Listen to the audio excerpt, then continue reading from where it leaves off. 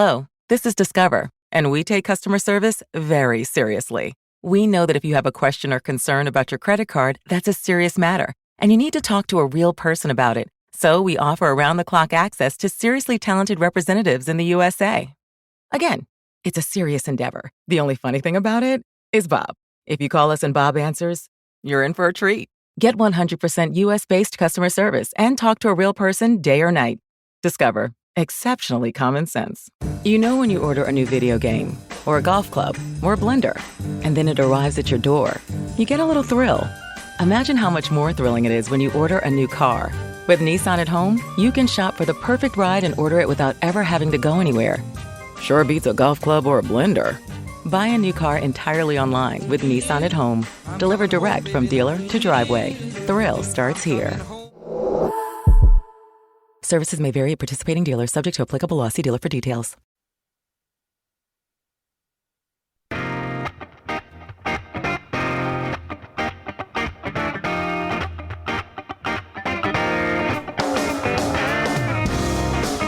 Hey, this is Blue State Rob, and you're listening to the Eric Zane Show Podcast, a show hosted by a liberal Republican whose ancestry dates back to the small country of Armenia and fueled by bouts of anxiety and adult attention hyperactivity disorder, also known as ADHD.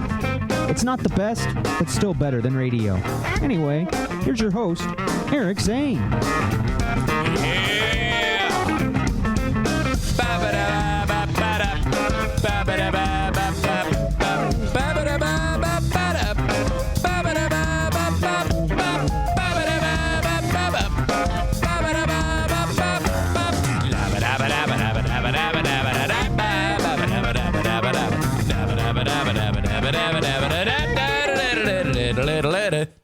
Jimmy Stinson, Portland, Maine, king of Naughty Pine, on the guitar. Thank you, thank you, thank you. And welcome in to another rip-roaring edition. I think this is 707 or some stupid number like that of the Eric Zane Show Podcast. Coming to you from the Baldwin Ace Hardware Fear Bunker Studio, smack dab in the middle of Hudsonville, Michigan. A small little bedroom community on the west side of this amazing peninsula that is the number one place in the world to live. Okay? You know, all we do is power the entire world with our manufacturing here. I mean, seriously, this is where it all goes down. If this state suddenly didn't exist, you'd all be dead. It is. I can't even get behind that. It is a snowy, ridiculous morning. It's about 29 degrees. We got about 2 or 3 inches. Actually, where I live, we got about 3 inches. And then you go in 10 miles, they got 1 inch. It's that much of a contrast.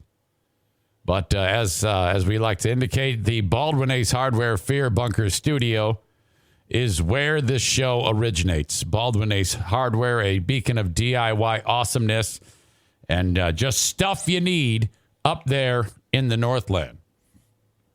I got to check in with Mike Gilmurray, see how he's doing, dealing with his second round of COVID. Oh, my God. Holy moly. More on that a little later on. This Omicron thing is causing some consternation. We'll get into that and a ton more. Let's see. A troll on here yesterday called you Eric Mandane. Maybe Eric Mundane? Did you mean to write Eric Mundane? Because that would make sense. Because I don't think Mandane is a word. But Eric Mundane is, you wrote that you laughed, Terry. I would too. Hey, this is Eric Mundane. Yeah, that's a good one. That implies boredom. And it's like, oh, shit, that is the kiss of death. That is the one thing we cannot have is boredom. All right. Welcome into the show, a daily show where I discuss news, nonsense, and my personal adventures each and every day of the week. Always That's like the first thing I look for. What do we have from the personal adventure standpoint before I get into the news of the day, the shit people are talking about? Okay.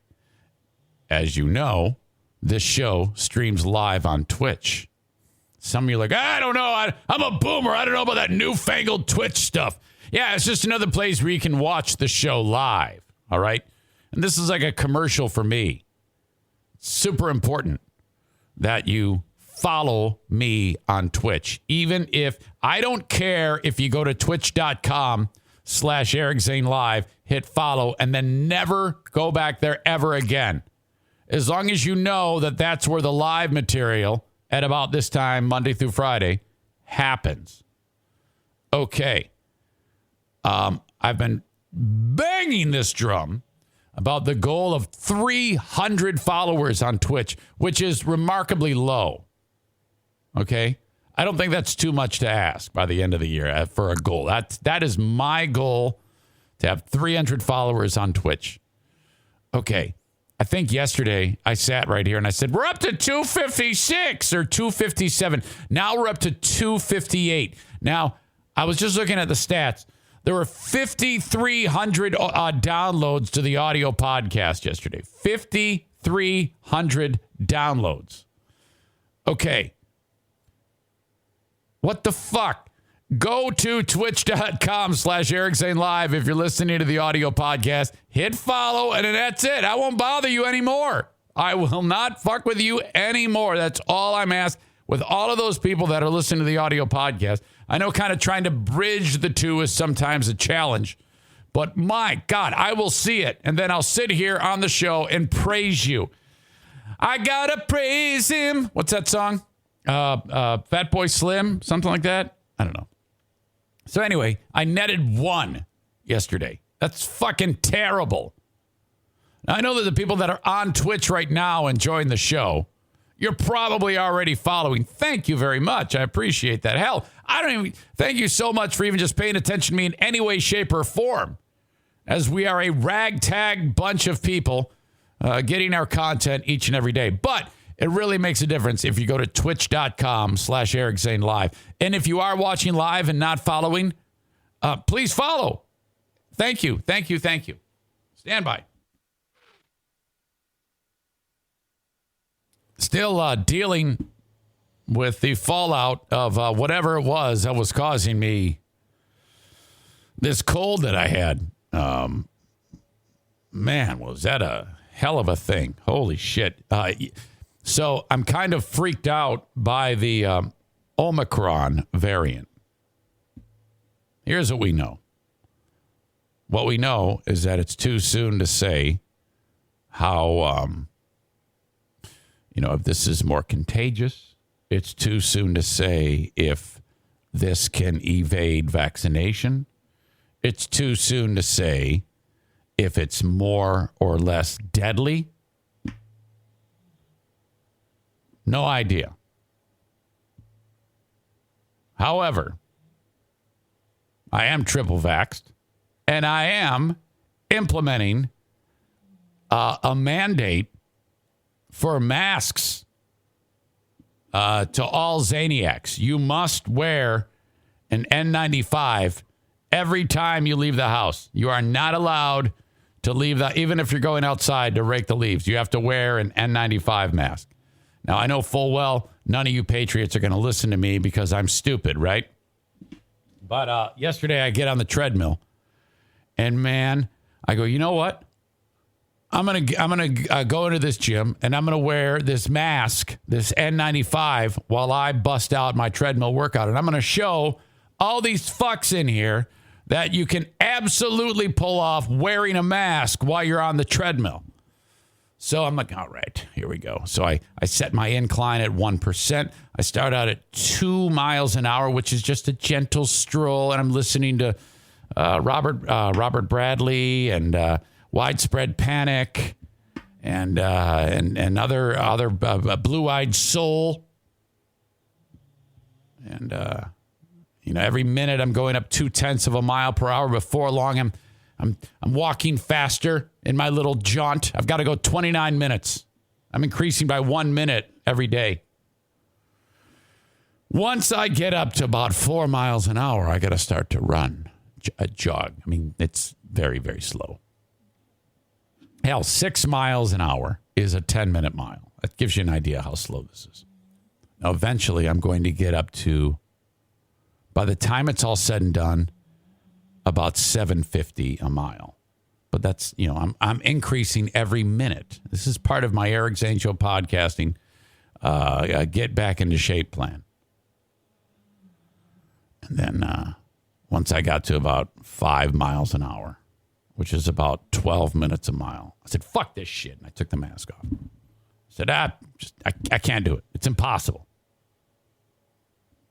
All right. I'm getting bigger. This is true. And that isn't helping with the overall number on the scale.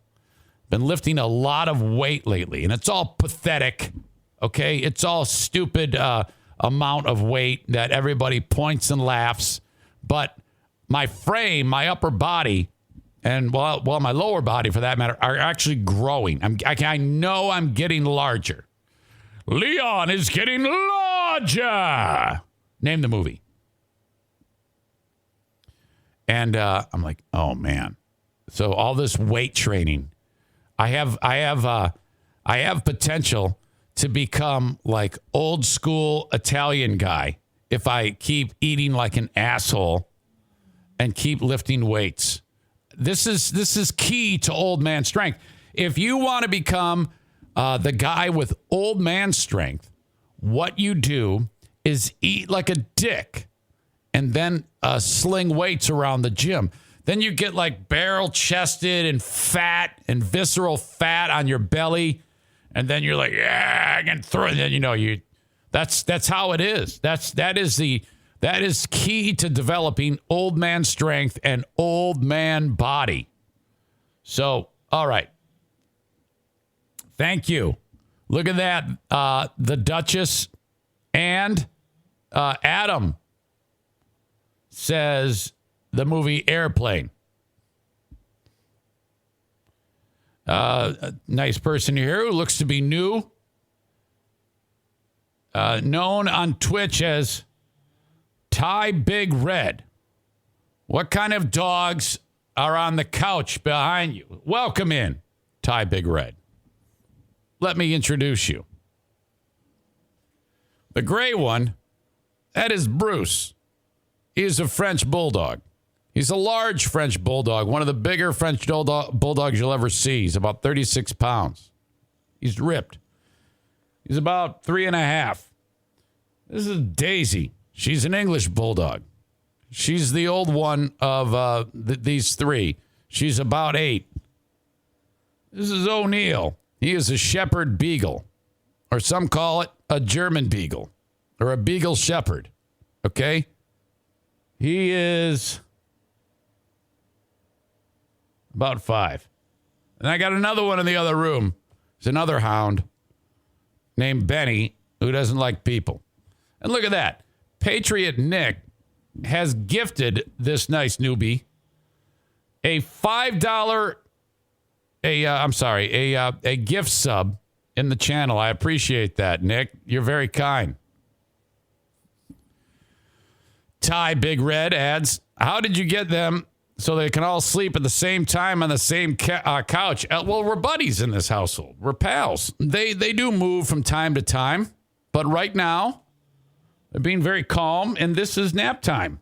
Get up, eat breakfast, go poop, come in, go to sleep. Welcome. Hope you enjoy this. Please subscribe. Please follow the channel. That helps your old pal, Eric Zane. So, to the usual suspects, Nick, Melissa, Chris, Stevie, make this nice new person, Tybigred, feel comfortable. Address all of their questions. Occasionally, you will see Bruce on the end, hump Daisy in the middle. That's what Jason Schaefer is writing right now. Jason Schaefer is apparently going to bust out a game of Smarter Than a Former Drug Dealer trivia with Throat/Dale coming up at 10:30 on Patreon. Okay. Now, what else do I have for you here? The Twitch stream is brought to you by Irvine's Auto Repair, Grand Rapids Hybrid, and EV. Thank you very much. Stand by. Excuse me. Yesterday, okay, from the Personal Adventures file. Yesterday, I had to take my brother-in-law, the NFK, and if you're new here, Ty, that is my brother-in-law who lives with us. His brain is a little fried. He's 60 years old, and he has not ever had anybody look after him. Like, hey, we got to go to the doctor. He would rather just sit. He'd be dead had it not been for his sister urging him while he lives here, you have to go to the doctor. So he lived with his brother, which is my wife's brother too, my other brother-in-law, till he suddenly passed away a year and a half ago. So now now you live with us because he's got nobody. Okay. This is a guy who doesn't have a pot to piss in, collects Social Security because he had a lobotomy because of his epilepsy, which did cure him of his epilepsy, but it made him kind of a mess. Living here in this household, my wife is the boss. And she said to her brother, she goes, okay, I'm now going to help you in making sure that you're healthy. So when's the last time you went to a doctor? He goes, I don't know. She goes, well, that's going to change. So in the past year and a half, that has been the goal. Getting him up to speed medically. He's like an old fixer-upper car. Now, does she do it? No. She turned to me and she says, you're in charge of my brother. I go, I am? She goes, yes. You have to make his appointments for him. You have to get him to all of his doctor's appointments. You have to put up with him when he bitches about going to the doctor, and we need to get him fixed up. So without getting into too much of the minutia, there's been a lot going on, and the latest is a neck surgery on his cervical spine to relieve pressure on his spinal cord. That happens January 14. Yesterday, November 29, was the day we go for the pre-surgery physical to make sure he's okay. Now, I'm a little concerned when I go into the doctor's office with him because I say to him always, do you want me to be in there with you? And usually he says yes, because his mind is a little fried and he misses shit that the doctors tell him, that I gather. Now, at this point in time, I don't want him to say, yeah, I want you in there with me, because I don't want to see his ball sack. I don't want to see the doctor wrinkle up his nose when he smells cheese. I'd rather be in the waiting room. So there was that moment, and I said, Kevy, yeah, what do you want me to? He said, well, if there's any, he says, if there's anything, I'll just come get you. If there's anything I'm not sure about, I go, okay, you sure? Now I'm like, oh, thank God. So I'm like, good. But leading up to that,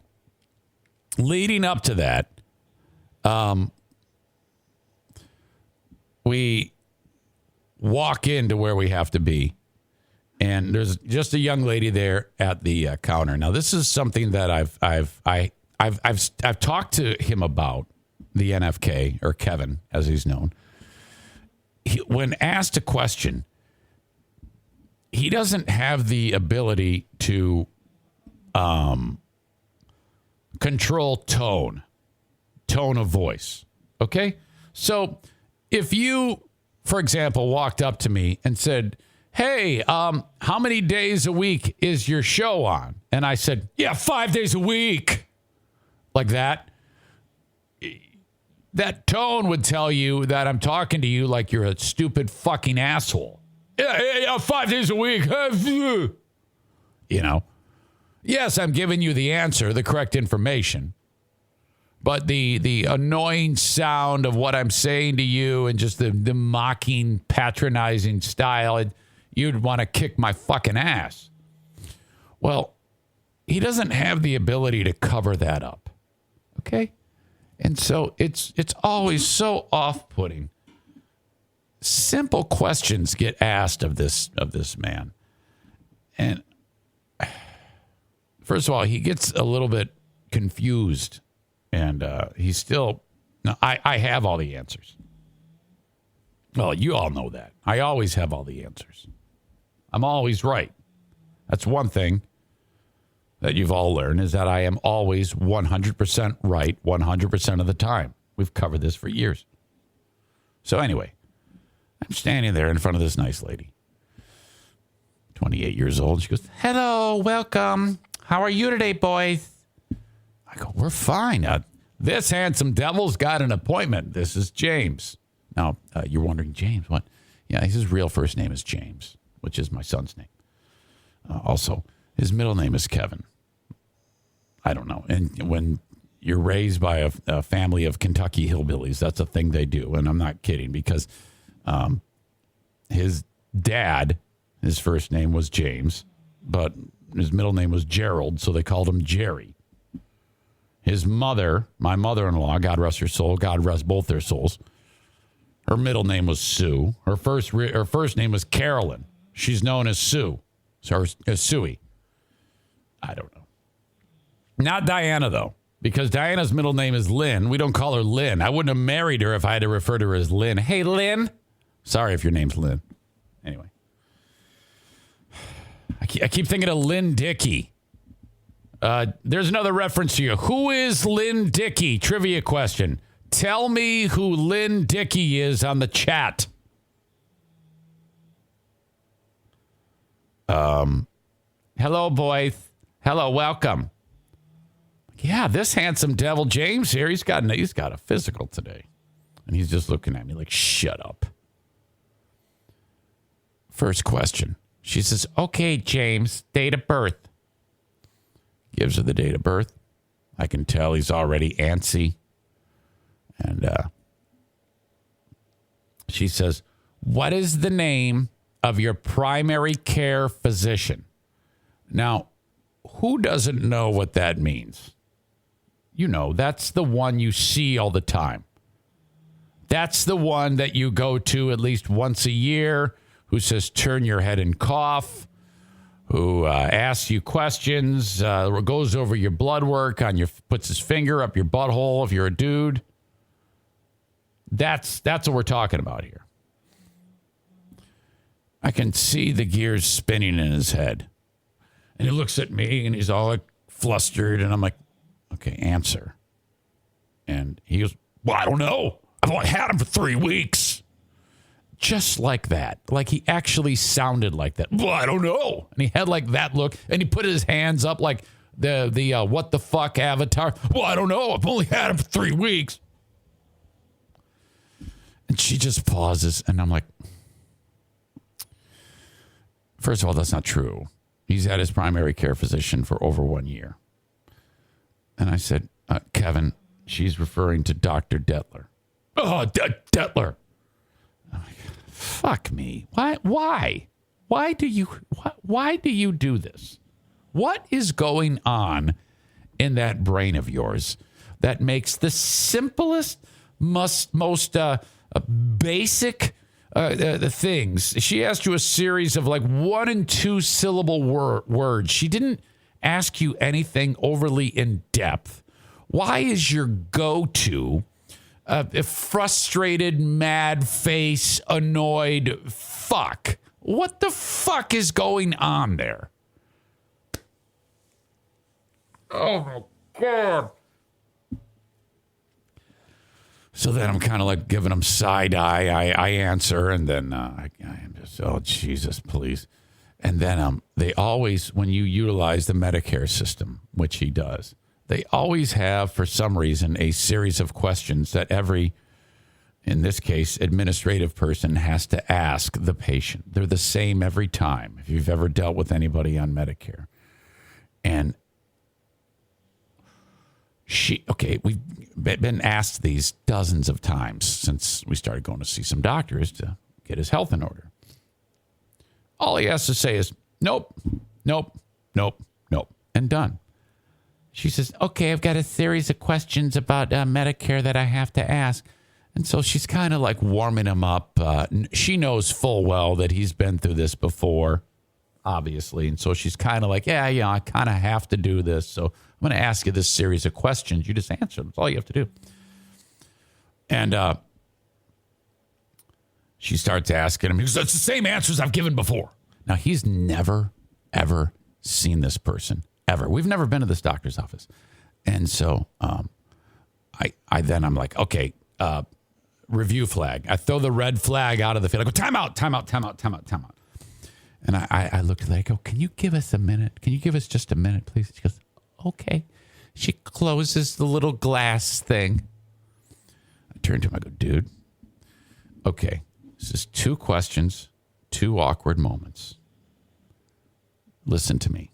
She's going to ask you some questions, and all you're going to say is yes or no. You're not going to roll your eyes. You're not going to give her attitude. Just answer, and we can sit, and you can go get your physical. Can we do that, please? Is that okay? Yeah. Oh, my God. I go, okay, yeah, hey, we're good now. Okay, all set, boys? Yeah, we're fine. And then, now we've had to do this before. I've told you this. When we deal with people on the phone sometimes, he gets frustrated with them. She goes, okay, so, and she asks the first question. He goes, no. And I'm like, yay. I'm thinking to myself, you did it. You answered. You did it without making her wanting to grab her pen like the fucking Joker and bury it in your fucking face. Oh, my God. Oh. Jason writes, was he like this before the brain issues? No, I don't recall that. I remember as the years, dragged on, this became more. So age, lobotomy, hundreds of grand mal seizures, carbamazepine, whatever that medicine is he takes. I'm guessing they've all had a nice, and then tons of beer and chewing tobacco have made a concoction that has just, been very destructive on his brain.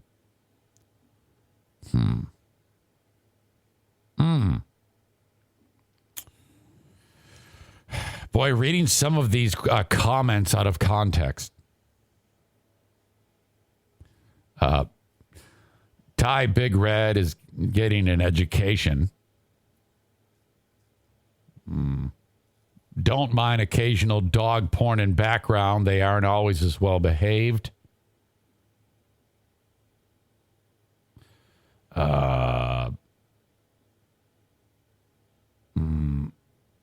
He's got an appointment for a milking. I'm not sure what that means. Corey in Maine says, what was the boob situation on this receptionist? Okay. In all the time you've been listening to me, Corey, when have I said, oh my God, hey, wait till you, oh my God, she had great tits. Oh man, I was so turned on by this chick I don't know's tits. That is one thing I will tell you. I've never really been on this show as a time to go, oh man, I bet she had a sweet pussy. I would never, that's not what I do. I do not, I try not to over-sexualize. If that's going to happen to anybody, it'll be to my wife, you fucking asshole. So, would you fucking grow up? Stevie says, I feel bad for Kevin, not his fault. No, that's true. You're absolutely right. I do too. But at the same time, I have to, remind him. I would be remiss because every time this happens, like these alarms go off in my head, and I'm like, yeah, dude, we gotta. What's that song by Audio Slave? Doesn't remind me. I got to remind this guy. The ADHD is going crazy today.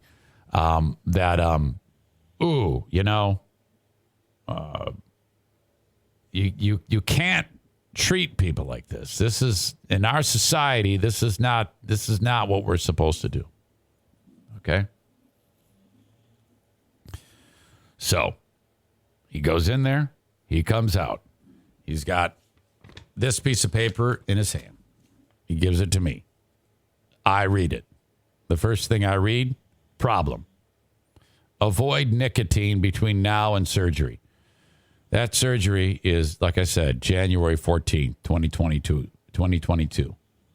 Avoid nicotine between now and surgery. He consumes a tin of Grizzly, that's the stuff you put your Grizzly wintergreen long cut in between his cheek and gum every single day.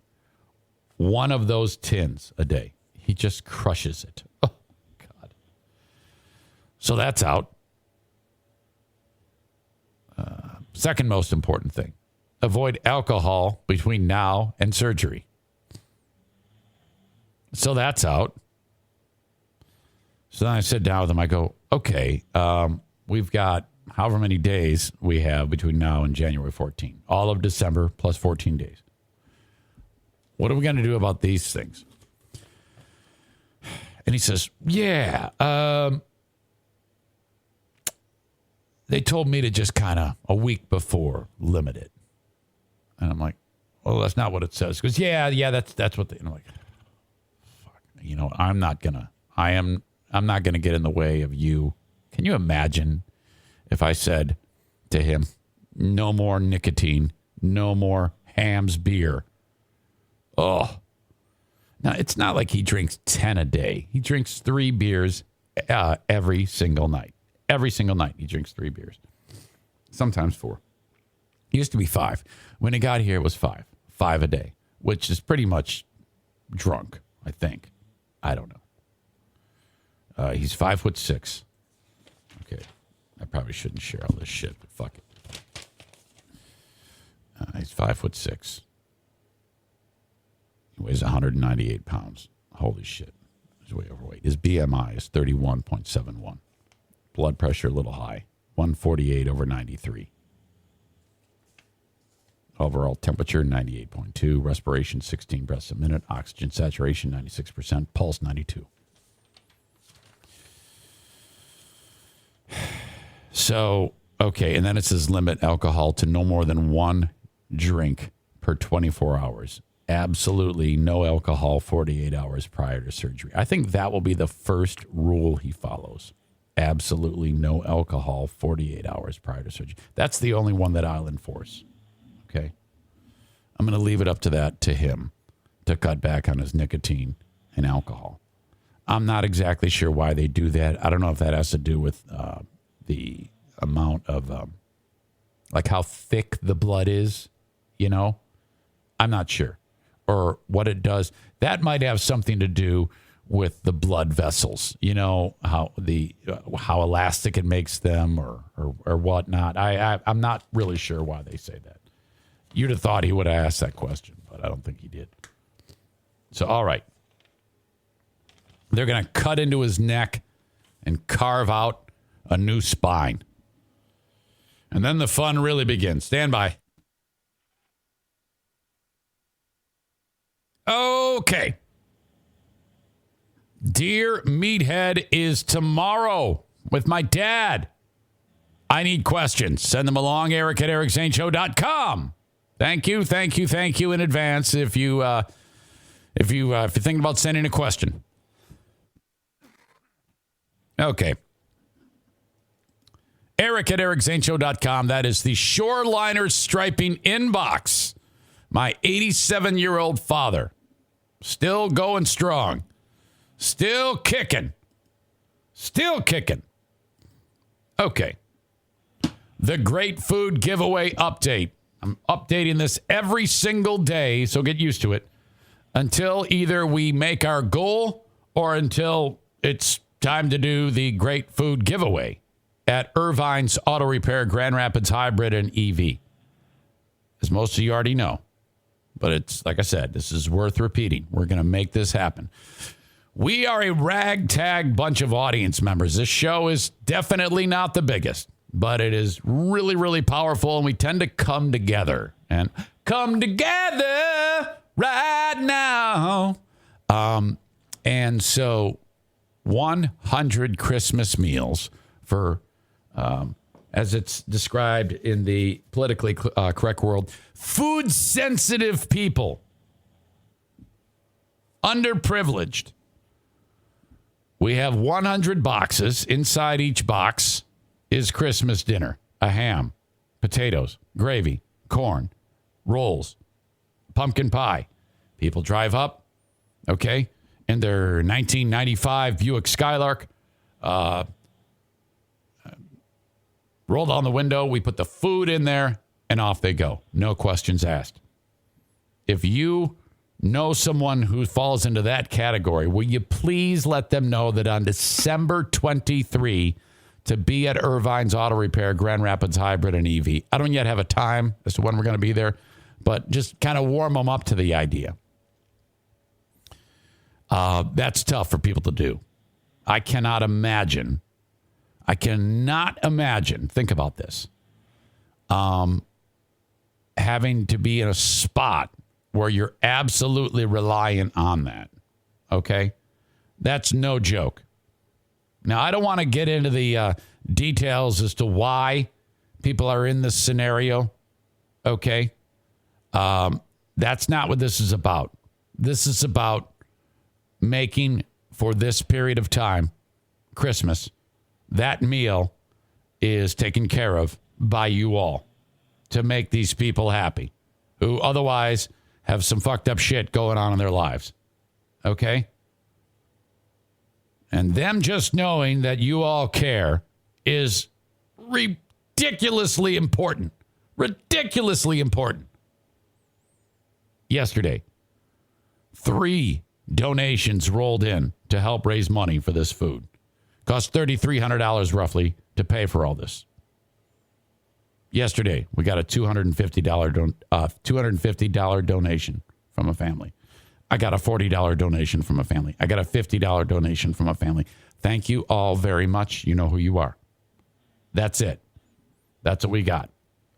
If I miss somebody, it's because I haven't looked at it this morning. But so as of right now, we have raised $1,228.63. That is $2,071.37 short.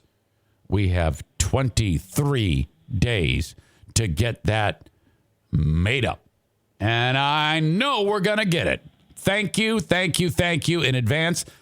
Similar to when I talked about, hey, follow the Twitch. There's thousands of people that download the show. Okay, if you're listening to the audio podcast of this show, this is what you do. Hold on. Put it on pause right now. There's thousands. There's an army of audience. If you could you just, throw $5 and we will have this knocked out in a day and a half. And then we don't have to talk about it anymore because we got it. Now, any other extra money, if you choose to give that, is going to be donated to Kids Food Basket after we pay for the Great Food Giveaway. I have not yet donated. I will, and I'll make that known.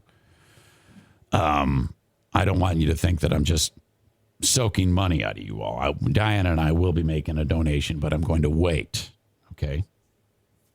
And it will be sizable because you've made it that we can do that, because you've supported the show. And so there you go. So if you're listening to the audio podcast, Venmo me the cash at Eric-Zaitunian. Eric-Z as in zebra, EITUNIAN. All right. That comes in. Then there's PayPal at Eric Zane Show on PayPal. Send it either way, whatever you want. It's all good. I take all that money. I go to the store. I pay for the food. There you go. I produce the receipt. I show you that I paid for it. Boom. Done. Anything left over, donated to Kids Food Basket. You might be like, Jesus, he's going to talk about this every podcast. You're fucking right, I am. Let's get this done, get it taken care of, and then we can just put it to bed. thank you very much if you've helped out in the past. And if you cannot, I totally understand. Don't even feel that pressure. If you're like, holy shit, $5 is a deal breaker for me. Don't worry about it. Do not worry about it. If you can, if you get a coupon and you save a few bucks at the store, well, maybe just send me the difference of what you saved on your grocery bill. That would be so awesome. That's a good way to do it. So if you go through the line, you put in your M perks and you save $4, immediately Venmo me the $4. And then we can put that towards this. Hold on a second. Ooh. So we're going to end up taking a break in a bit. Hold on a second. I gotta text this dude. John with North Country Installations is going to be in the house installing the microwave. Okay, he's going to be here in about a half an hour. You know? So that's weird because I'm here doing a show. I need to go break the news to the NFK that John is going to be here to install the frickin' microwave. So I want you to sit there. I'm going to put an intermission thing up here. And before I do that, though, I see a couple of comments. Tybigred making his presence known. Says, put him on the show. Chris says, is he just plugging it in? No, it's one of those over-the-range deals. If you asked me to do that, to install that, we would have death in this household. Okay? That would not work. Ty, Big Red, question for you, buddy or lady. I don't know if you're a male or a female. What part of the world are you listening to this drivel in or watching this drivel? Please let me know. Funny comment. The NFK will hug the guy after he installs it. Oh, God forbid. And then he will drop the N-bomb. No, please, no. Okay, so I'm going to take a break in a second here. Duchess of New Jersey, today is Giving Tuesday. Push this out on all your social people and ask people to donate. That's fantastic. You sound like a great program director in the radio world. I love that, and I will do that. Thank you for the suggestion. All right. Ty Big Red, Washington State, sir, and I'm a guy. Nice. You see, this is how we build the show. People stumble upon this shit sometimes, and then off we go. So, Ty, just so you know, I developed this unbelievable, easy acumen for monologuing for hours at a time by doing a radio show for 1 billion years and then doing this for the last 3 years. Don't go back into time and search the old shows because it's some of the worst content that has ever been created. Some would argue this is total shit, too. But there you go. You're going to slowly but surely have the blanks filled in for you as to what makes this show tick. All right. So I'm going to head downstairs, and this is what I'm going to do. I'm just going to leave you right here and then come back and continue on. So just stand by. I'll be right back. Okay, enough of that. I got a great email yesterday about the great flooring giveaway. We have the great food giveaway. We also have the great flooring giveaway. Our great sponsor, Bennett Flooring Installation, is putting in a new flooring install for free on a recipient. This is going to be a bitch because people have been emailing me, and one of the hardest things for these sweet people to do is to swallow their pride and send me an email saying, yeah, I can't afford to get this done. That's very difficult for a person to do. And I want you to know that every single person that has sent those, holy shit, don't sweat that. I know you're feeling bad about that. It takes a lot for a person to have to admit, hey, man, I'm struggling here to make ends meet. I sure as shit can't get this flooring repaired. So that's turning out to be a story in itself. Okay. Jacob and Jason wish that they could install new flooring into all of your homes. And the way it's working out is I have to take all of these emails that people opening their soul to me as to why they need this. And they're all fucking amazing. And it's just the crazy thing is I have to discern. I have to actually say, this is the person who needs this flooring. This is who the recipient needs to be. And that is, that's hard. But I read 2 of them yesterday. And I'm like, okay, this is, I could read both of those. I could read, okay, well, this needs to be the recipient. And then I'd read the other one and go, okay, now this needs to be the recipient. Not an easy task. We're up to it, and I'm going to have help from the Queen of the Forest. I'm going to narrow it down. I'm going to say, I want you to read these. Let me know what you think. And then I'm going to tap the brain power of the NFK and say, hey, buddy, Kevin, tell me what's up with this. Tell me if you... So that's what we're going to do. The NFK's vote doesn't count as much as Diana and mine. All right. I'm just happy that the new microwave is going to be installed. Oh, my God. You have until, let's see. I am going to read the recipient's email on Monday, December 20. All right. Monday, December 20 is when I'm going to announce who the recipient is of the great flooring giveaway from that amazing sponsor of ours, Bennett Flooring Installation.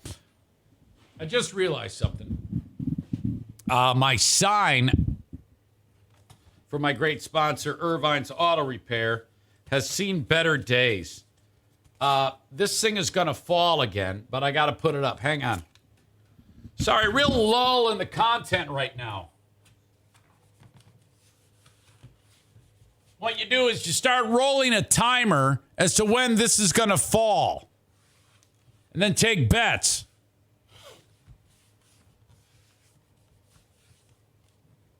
It hangs up there with duct tape. And I need new duct tape.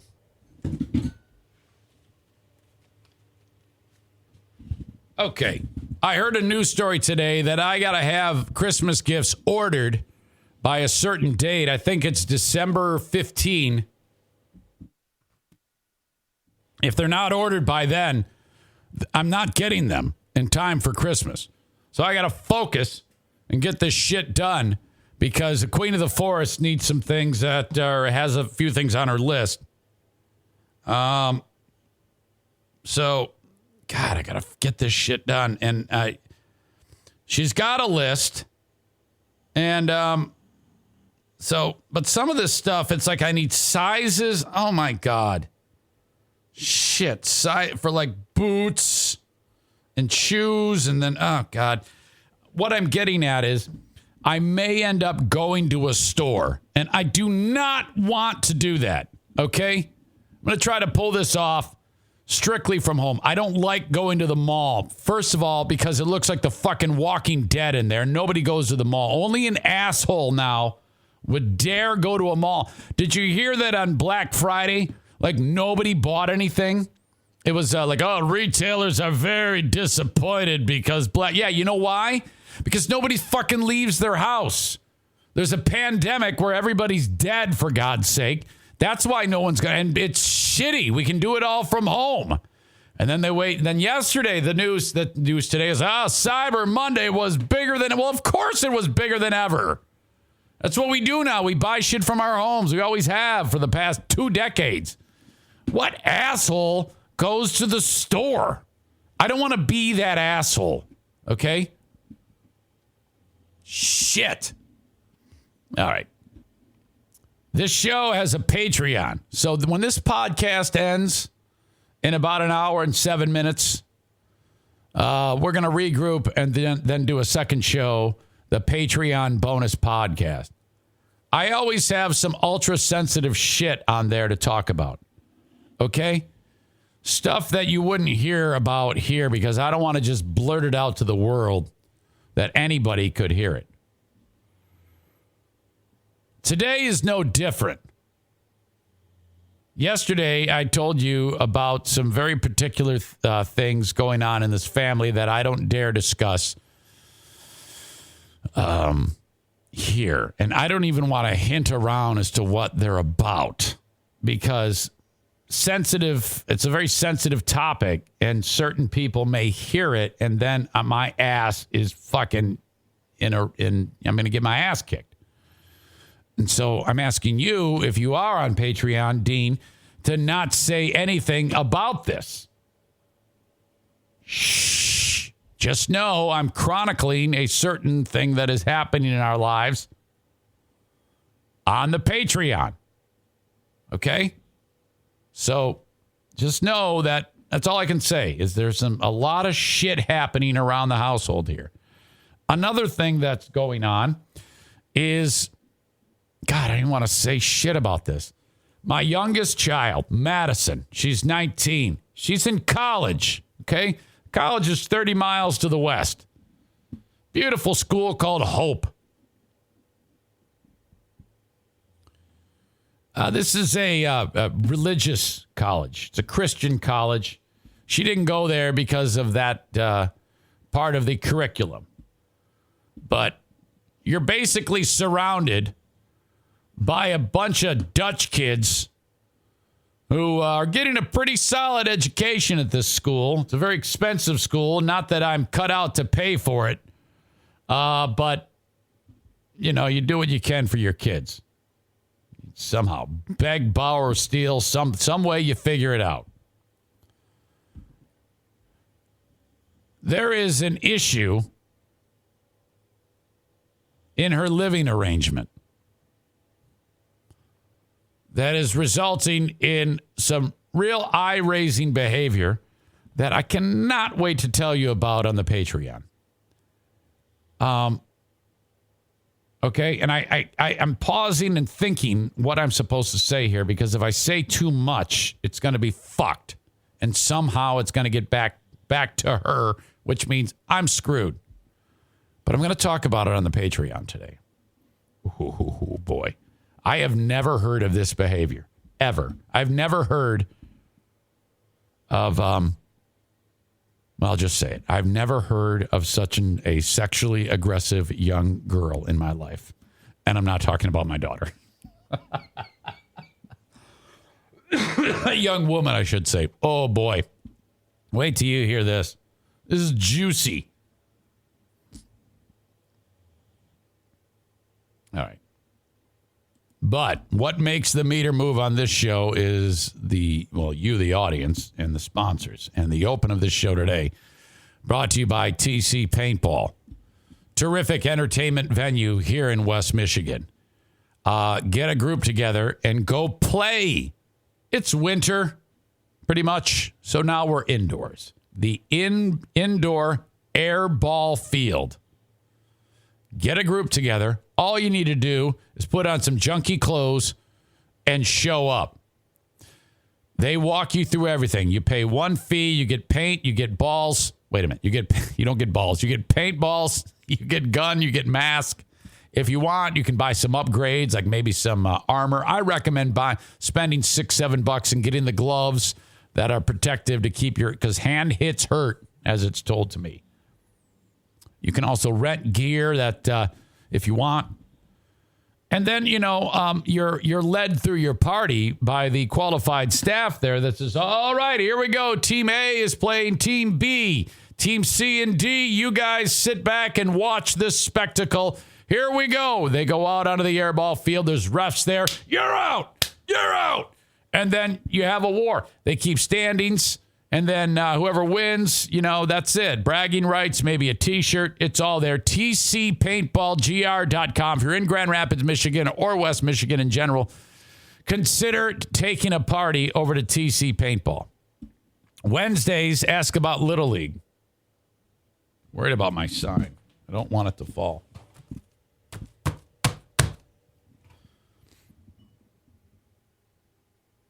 I have a mortgage guy. The Mario Flores Lakeshore team of Van Dyke Mortgage. Doesn't matter where you are, West Michigan or Washington State. If you're in the market for a mortgage and you really want to help the show and you want to get great service, at least let Mario have a run at getting your business. Okay?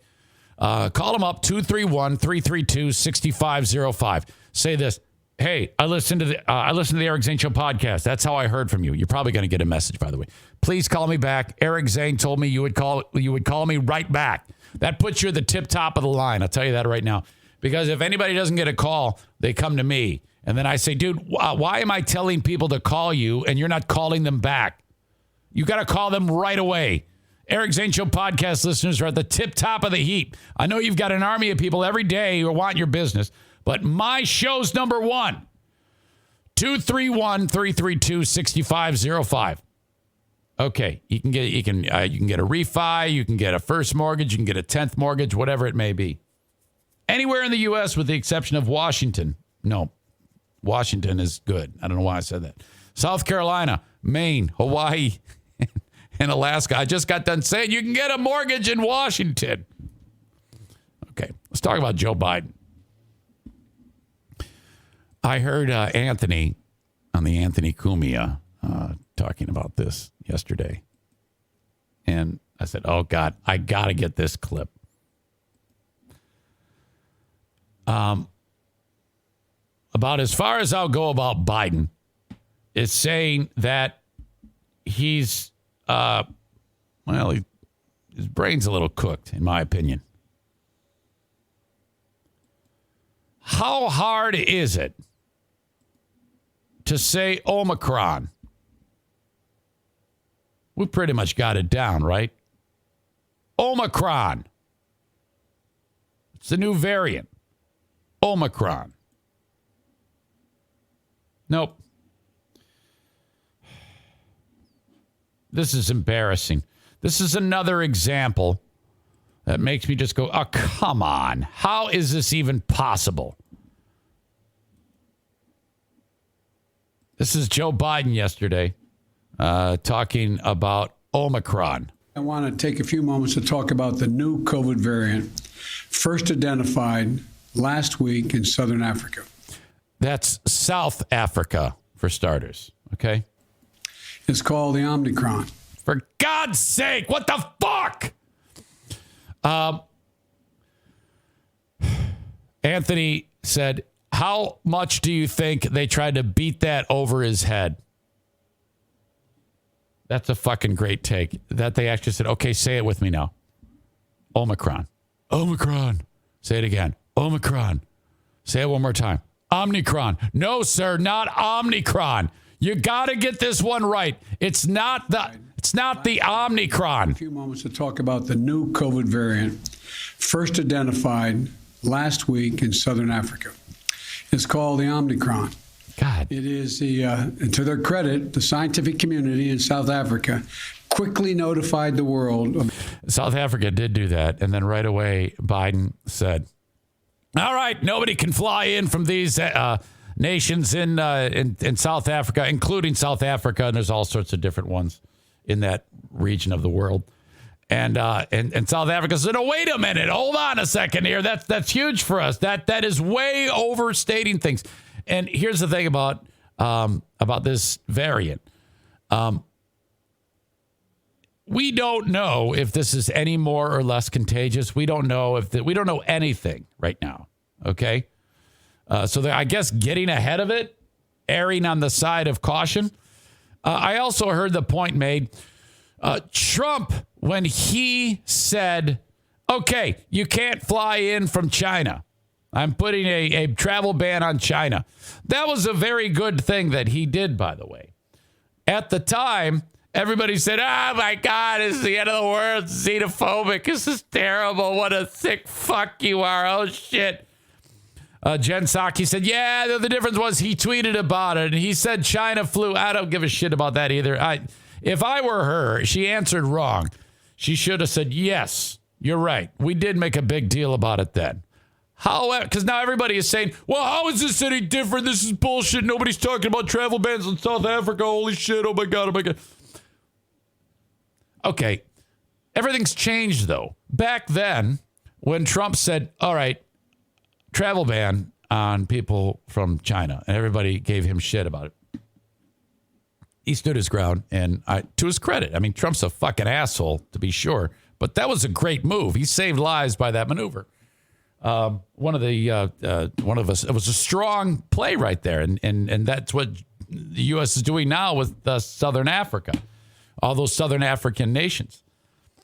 However, nobody is giving the Biden administration any shit. And what people are forgetting, though, is there's been 6 million people, nearly 6 million people that have died since Trump's travel ban to Biden's travel ban. So everything's changed now. Now, no one is going to give you shit if you ban travel from a country where a new variant is emerging. So it's not really fair. Okay? It's not the same thing. It's not the same thing because back then we had hopes that, we foresee maybe 100,000 dead in the United States after this is all said and done. And we've got millions dead, for God's sake. The emergence of this new variant. This kind of transparency is to be encouraged and applauded because it increases our ability to respond quickly to any new threats. Vaccine makers said it takes them about 100 days to modify a vaccine to work against a new variant, if it's needed. Again, we don't know that. We have no idea if this variant will be all those things I talked about earlier. It might just be like what we've already experienced. Don't know. Are you okay with us being cautious? What's wrong with that?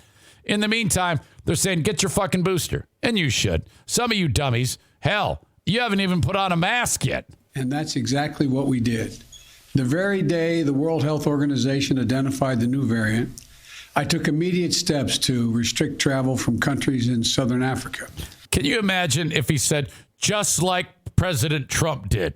I would actually find that refreshing if he said, as much as President Trump is a fucking asshole, he got it right when he banned travel from China. But while we have that, travel restrictions can slow the speed of Omicron. Ah, fuck! It's not Omicron! It cannot prevent it. But here's what it does. It gives us time. It gives us time to take more actions. He needs to like freak out like he does and lose his place and start talking about, kids rubbing his leg in the swimming pool to make the hair stand up. Move quicker to make sure people understand you have to get your vaccine. You have to get the shot. You have to get the booster. The sooner or later, we're going to see cases. I think he would be better served because if he says that, just saying what he just said, that is not going to make anybody get a vaccine. People who are now, the die is cast. People who are going to get it are going to get it. That's not going to do it. He's got to up his game on the convincing them. You have to pound a fist. He needs to take those flags and flip them over and all those decorations. He needs to throw them, and flip down that whole fucking set. And just Excited for a road trip? Start it off right with auto coverage from American Family Insurance. J.D. Power ranked us #1 in customer satisfaction with the auto insurance shopping experience among mid-size insurers. Get a quote at amfam.com. American Family Insurance. For J.D. Power 2021 award information, visit jdpower.com/awards. American Family Mutual Insurance Company, SI and its operating companies, 6000 American Parkway, Madison, Wisconsin. Hello, Discover here to explain our cash back match. Here's how it works. We give you cash back for using your Discover card on the things you were going to buy anyway. Then we match that cash back in your first year. And that's why we call it Cashback Match. Now to recap and say cashback one more time. We match all the cash back you've earned at the end of your first year automatically. Discover. Exceptionally common sense. Learn more at discover.com/match. Limitations apply. just lose his mind and rip off his shirt and show his asshole or something to try to prove to these people that this is fucking important. I don't know how the asshole works into it, but of this new variant here in the United States. We'll have to face this new threat just as we face those that come before it. All right, you did a horrible job. Not even close. Psoriatic arthritis made my Jesus. What the hell just happened? All of a sudden, we're hearing about psoriatic arthritis. Enough, I say. I guess Fauci fucked it up, too, and referred to it as Omicron. Come on, guys. The asshole's already staring at the camera, Eric. Are you suggesting that Joe Biden is an asshole? Is that what this is about? Jason says he always looks like he's outside on a hot, sunny day. Kent says, what happened to the Tybigred variant? That's a riot. That's so funny. Yeah, good one. That's Kent. Kent the libertarian. Remember when Kent, and I think it was Chris K, tried to convince me to become a libertarian?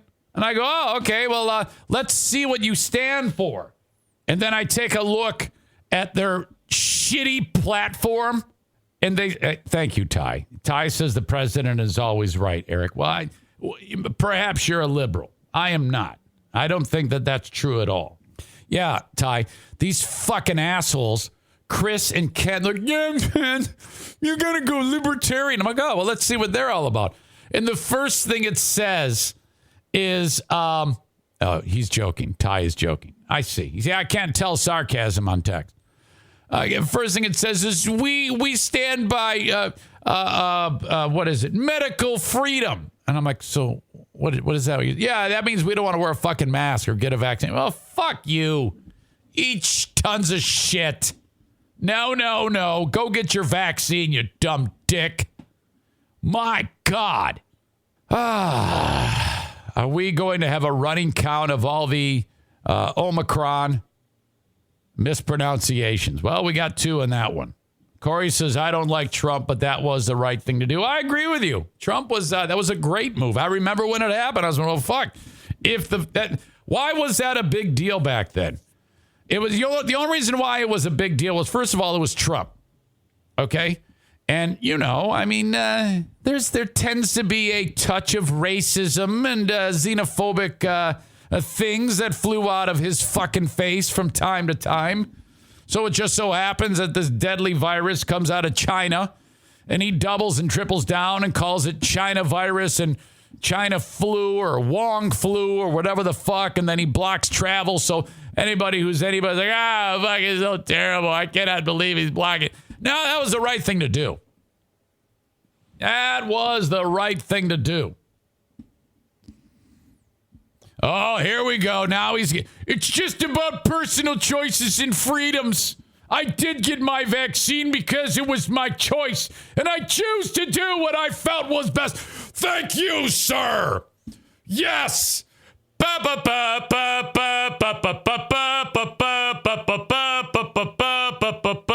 freedom loving. Freedom loving. I choose to do what I please, and I'm my own man. Oh, my God. Shut up.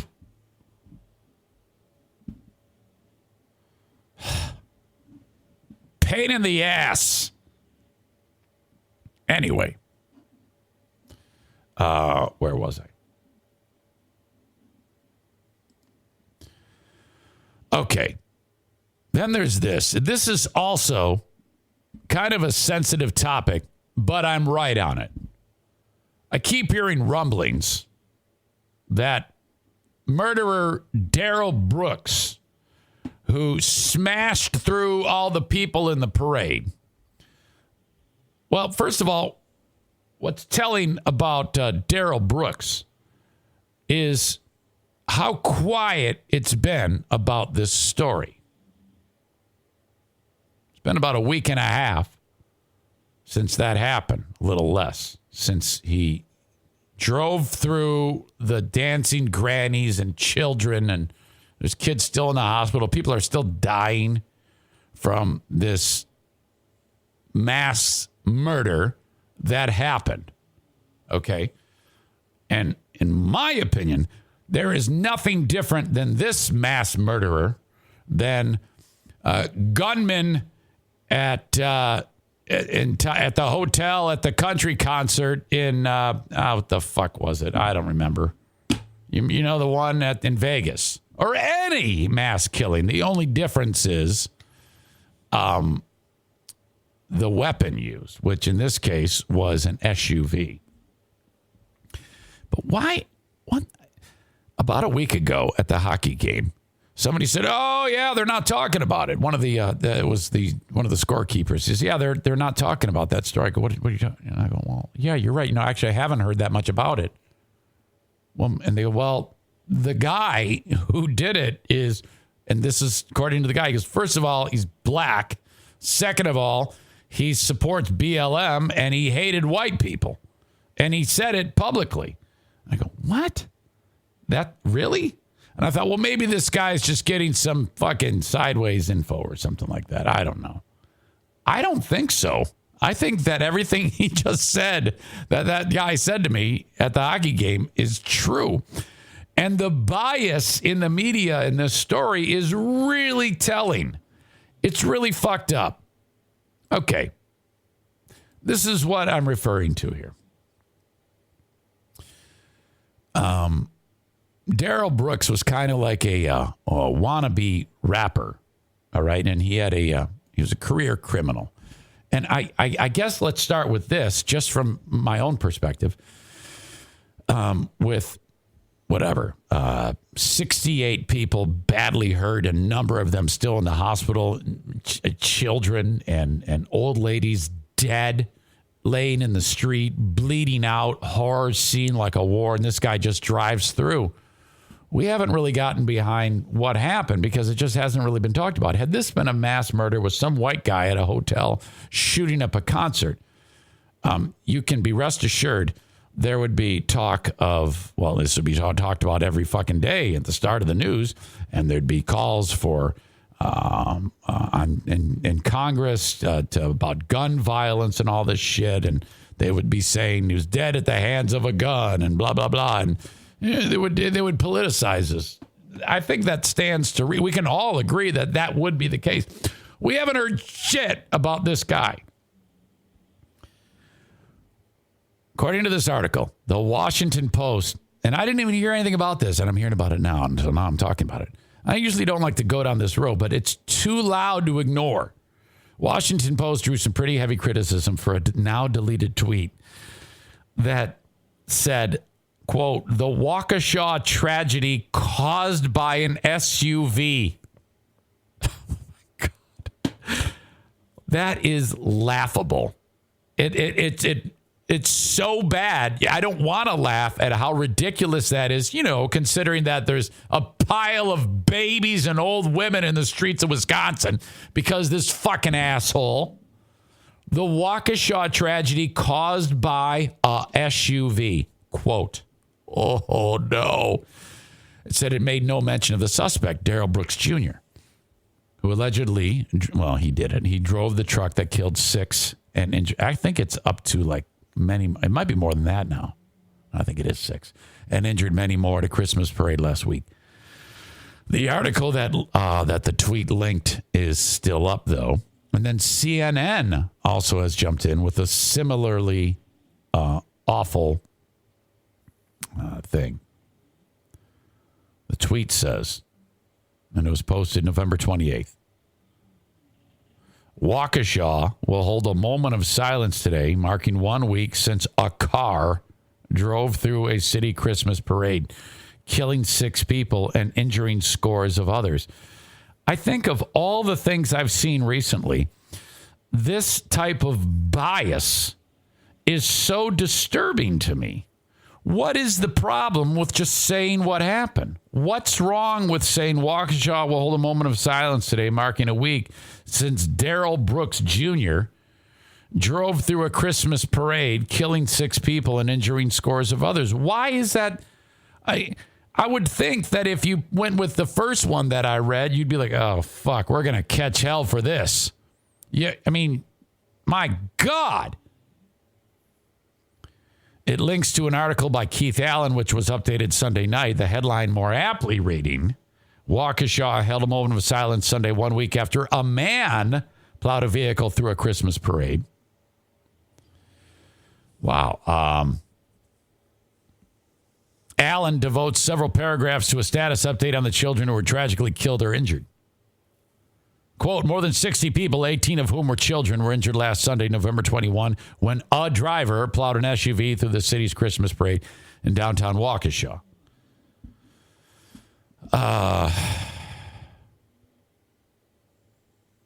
Just as the tweet from the Washington Post was massively ratioed, so was the one from CNN. Somebody wrote, a car driven by Darrell Brooks, a BLM supporter and domestic terrorist. Hard to argue with that. Oh, my God. This one wrote, hey, trash corporate media, let me help you out. Black supremacist BLM supporter Darrell Brooks intentionally plowed his SUV through a predominantly white, I just lost it, fuck me, white Christmas parade in Waukesha, killing 6, including an 8-year-old white child. I don't like to quote Tucker Carlson, but he went down the road of saying this is a direct response to the Rittenhouse verdict. New York Post, Darrell Brooks shared pro-Hitler memes, called for violence against white people. Now, all they're doing is taking this dude's social media and showing it, okay? They're just pointing out to you what this guy, with his own words, has said, okay? The ex-con charged over the deaths of 6 people at a Wisconsin Christmas parade shared social media posts calling for violence against white people and suggesting Hitler was right for killing Jews. Darrell Brooks Jr. has a decades-long rap sheet, shared a series of disturbing memes and messages on social media, most of which have been deleted. Can you imagine if this was a white guy after he had just killed a bunch of black people? Oh, my God. Come on now. And that's usually not my game. I very rarely dive into these things unless it's so unbelievably obvious. This is fucking gross, man. Numerous posts attacking cops, comparing them to Klan members and calling them violent street gangs, as well as calling for violence toward white people. According to screenshots, this fucking idiot wrote, learn no taught behavior. He wrote on June 9th last year amid the violent upheaval over George Floyd's murder by a Minnesota cop. We agree with that.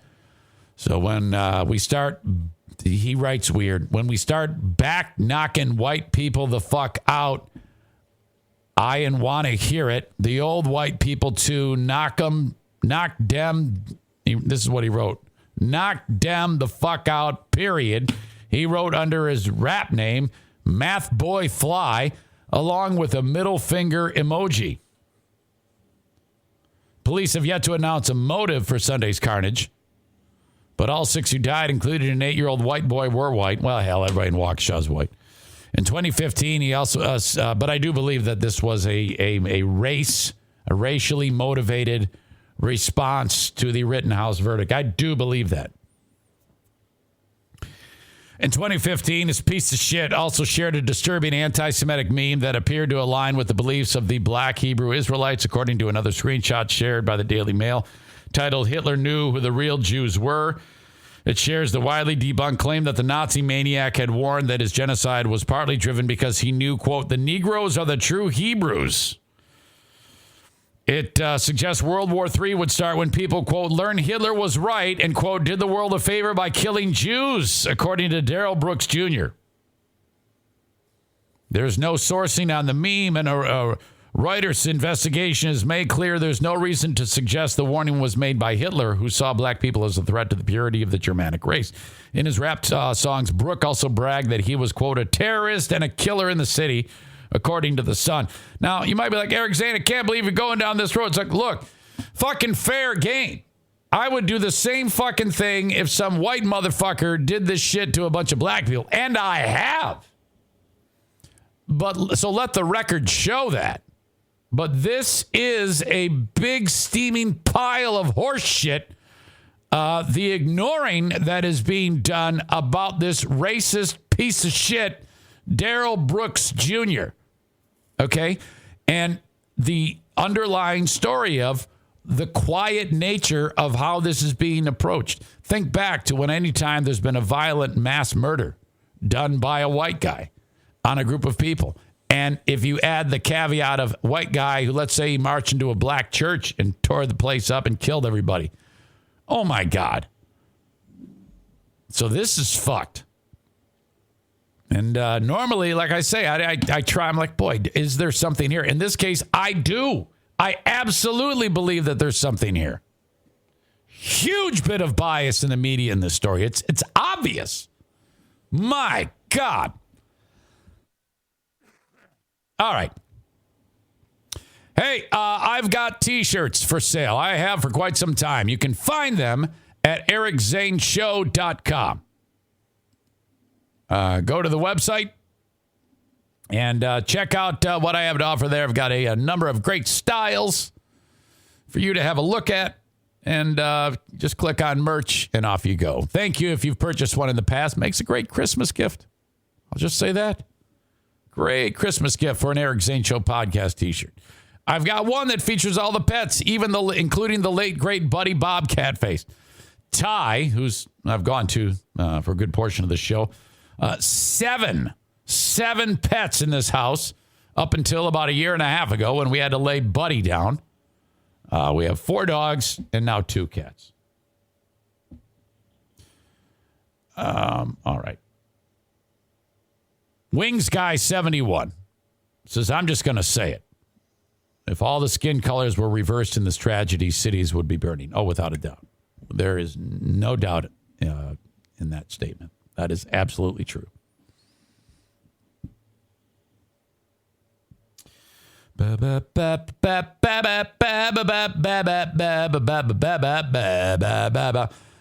Nobody else would talk about what I just talked about. Well, no, I take it back. A few people would, but I try to be. I try not to be biased. I try to just I'm going to process this, and this is how I feel about it. That's how I roll. I've got an insurance guru on the show. The guru is Frank the Tank Fuss, who I have down on my list of things to do today. I think that I need to reach out to him. No, I don't. Call Frank. Okay, here's what's up. He has big, gigantic arms. He works out way too much. He's one of those guys who's like 50, but he's just jacked. He looks like a former WWE wrestler who became a ref, you know? I think he used to coach football too.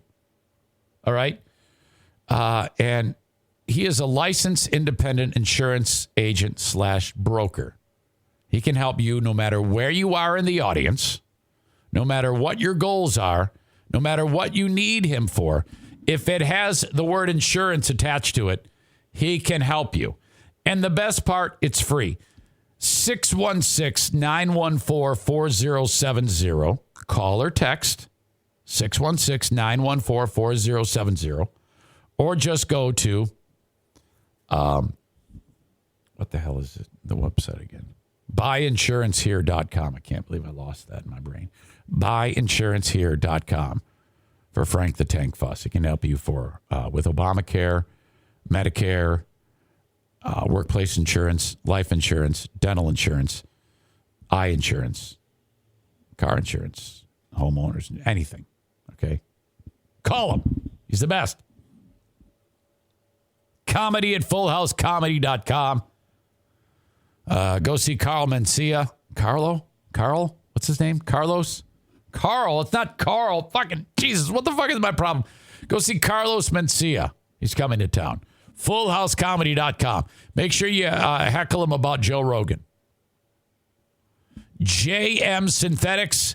Give the gift of Amsoil lubrication products this Christmas. If you have someone in your house who has like dirt under their fingernails and they're always working on their car or whatever, that would make a great gift. Amsoil Products. JMSynthetics.com. Listener Jason is an Amsoil distributor. No matter where you are in the U.S., this is what you do. You find out what you want to buy by going to JMSynthetics.com. Shop by either, what piece of equipment you're shopping for or product, and then shop online. Okay, I could use that. And normally you would just buy it online. However, the caveat here is just text Jason Mays. Hey, I'm Floyd in Kansas. I need this, this, and this. Okay, that's all you do. He takes care of the rest. He's going to get some information from you. You're going to Venmo him the cash. It's going to show up at your door. That's how it works. That helps him the most. I'm very specific there on how we're dealing with JM Synthetics. Most of my clients just call or text or go to their website. JM is different. Shop what you want to shop for online at jmsynthetics.com. Call or text Jason and then order it. Okay.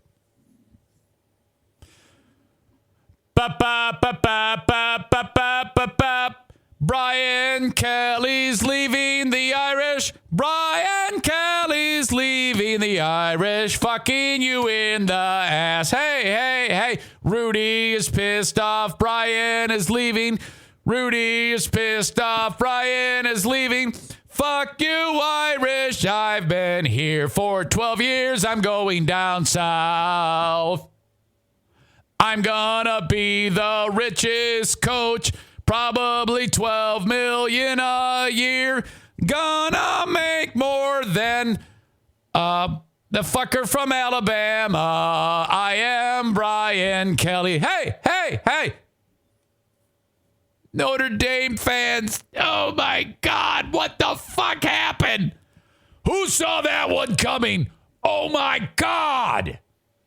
This guy is the first semblance to anything good you've had since Lou Holtz.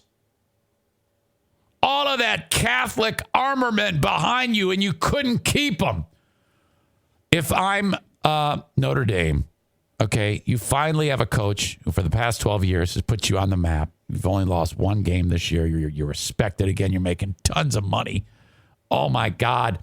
The priests are wearing gold rings on campus. They've got a fucking Mr. T starter kit because of this guy.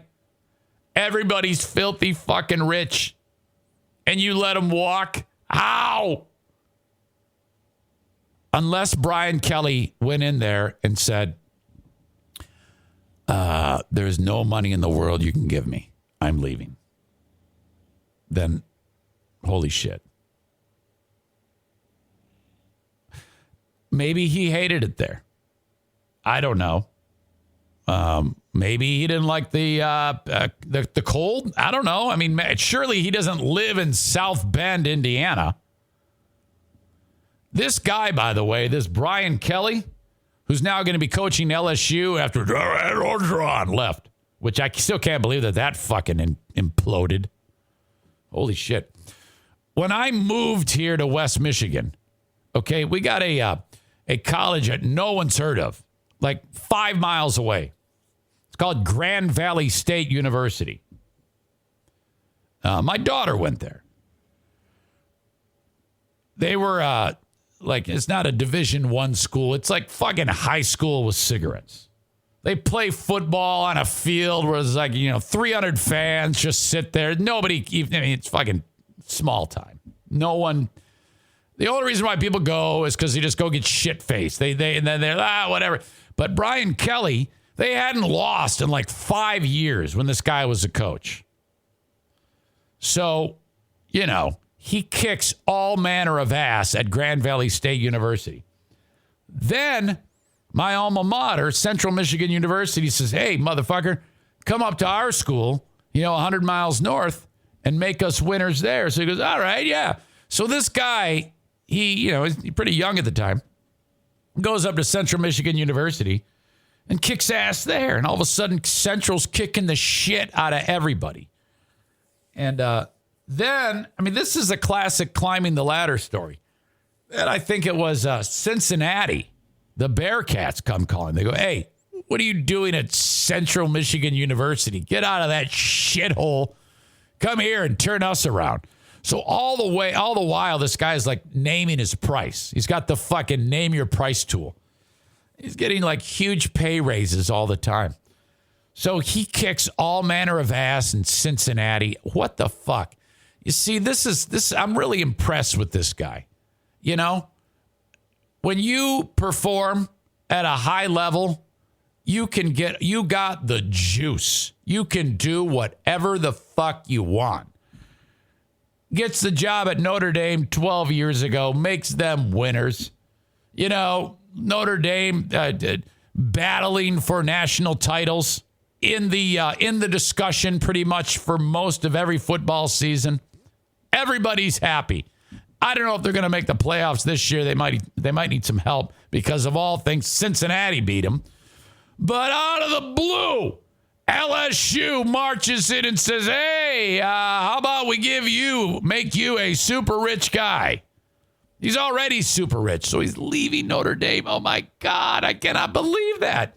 That eclipses the Lincoln Riley story. That dude turns Oklahoma around in 4 or 5 years. 38-year-old coach, Lincoln Riley. Okay, so Lincoln Riley, I swear to God this happened. He finishes the Oklahoma State game. Oklahoma loses. They've had a great year, but this was their second loss. They're not going to make the playoffs. They will go to a bowl game, a great bowl game. The game finishes. He walks up to his players and says, and I'm not kidding you. The story is he took about 2 to 3 minutes. Some of these people he's known since they were freshmen. And he says, hey, big news. I'm going to USC, which is like one of the most coveted jobs in college football. They have a vacancy. The day before, he said, I'm not going to USC. What are you, fucking crazy? No, I'm an Oklahoma man. Oh, shit. How do those rumors even start? Because I didn't hear anything about a rumor from Brian Kelly. It's just kind of was like, bam, right there. That's the way you do it. But there was rumors about this dude, Lincoln Riley. Like, I'm not going to USC. No, I hate California, man. 12 hours later, the game ends. He walked in, approached his players and said, guys, I'm leaving. And it's been good knowing you. And then quite literally walked out, grabbed his shit. The next day, he lands in Los Angeles. He's done. Brings his family, just uproots. Somebody sell the house for me. He doesn't need to do anything. He's got a ton of money, even more than he had at Oklahoma. Oh, my God. So, yeah, when you're suddenly that super rich, now you're just like, fucking, don't even burn the house down. I don't give a shit what you do. Fucking, who cares? That's it. It was that quick. That's how he left. He just, like a puff of smoke, the guy was gone. And now I feel a little bad for the players. But, oh, my God.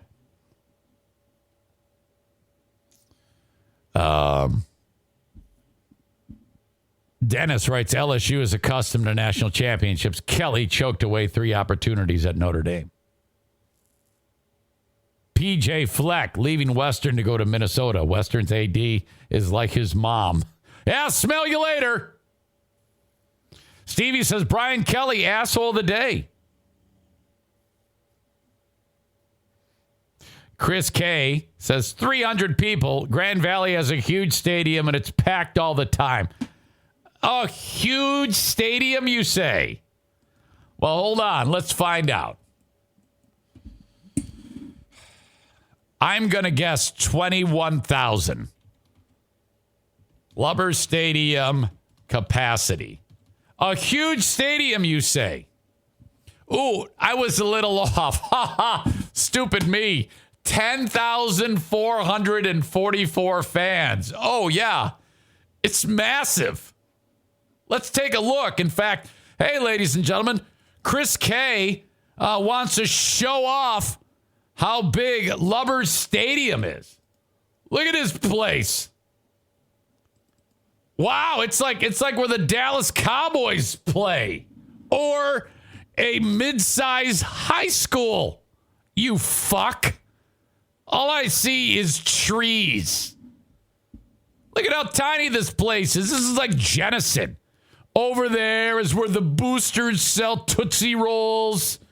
Over here, you can buy a pom-pom. Come on. Give me a break. It's a huge stadium. You dumb dick. That's not a huge... I said 300 because, I'm doing a podcast and everything is exaggerated and fucking hyperbole, you dumb dick. Oh, I'm very offended by you pointing out that it's a small stadium. It's huge. It's like the fucking New Orleans Superdome. 10,000. You asshole. Oh my God. That was great. It's huge, man. 10,000. Oh my God. That's a good one. That's the first time I've actually laughed out loud on this show today.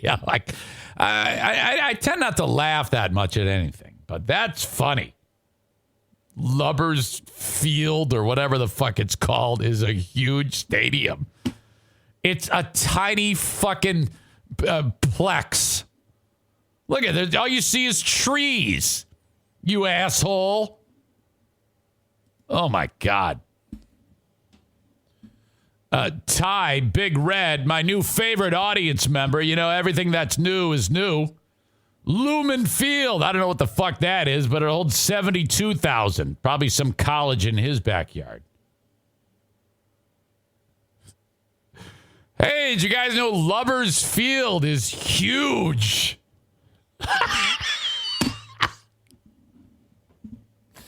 Oh, my God. All right. Stevie says, of course, a man, referring to you, Chris, thinks something is bigger than it really is. Uh-oh. That sounds to me like Stevie's husband has a small pecker. Is that what you're suggesting? All right. Anyway, so it was a massive last couple of days. This Brian Kelly leaving for LSU. I wonder where that Orgeron guy is going to wind up. That guy, I love that guy. He needs to be coaching somewhere. I don't even know how the fuck it happened that he fell out of favor at LSU. He was a god, because not only, he's being that, the Creole or Cajun influence on people in Louisiana. He sounds like a character on the film The Waterboy. I love that guy, that Ed Orgeron. I wonder where the hell he's going to show up. So Lincoln Riley, and and he's only 38 years old. Oh my God. Don't fuck it up, man. Knowing at 38 years old, he's probably going to wind up with his dick in some Southern California whore in about a year and a half. It's going to go up in a fucking, it's going to go up in flames. The college football rankings come out today. I suspect it'll be Georgia, Michigan, Cincinnati, and Alabama. Maybe not in that order. It might be Georgia, Michigan, Alabama, Cincinnati. Doesn't matter. But those four need that. They need to keep it that way. Cincinnati plays a strong Houston school who's not as strong of an opponent, though, as Oklahoma State, who will probably be fifth. Maybe. I guess they could be in the top four, Oklahoma State, after beating Oklahoma. I don't know. Perhaps Oklahoma. If Oklahoma State makes the top four today and then they beat Baylor, they're going to stay in the top four, even if Cincinnati beats Houston. And if Michigan beats Iowa, which is not a gimme, and if Alabama loses to Georgia, they may get squeezed out. You can't have a two-loss team in the top four, right? If Alabama and Michigan lose, that would make way for Cincinnati, for sure, Oklahoma State, and I think Notre Dame. What's the AP top 5 look like?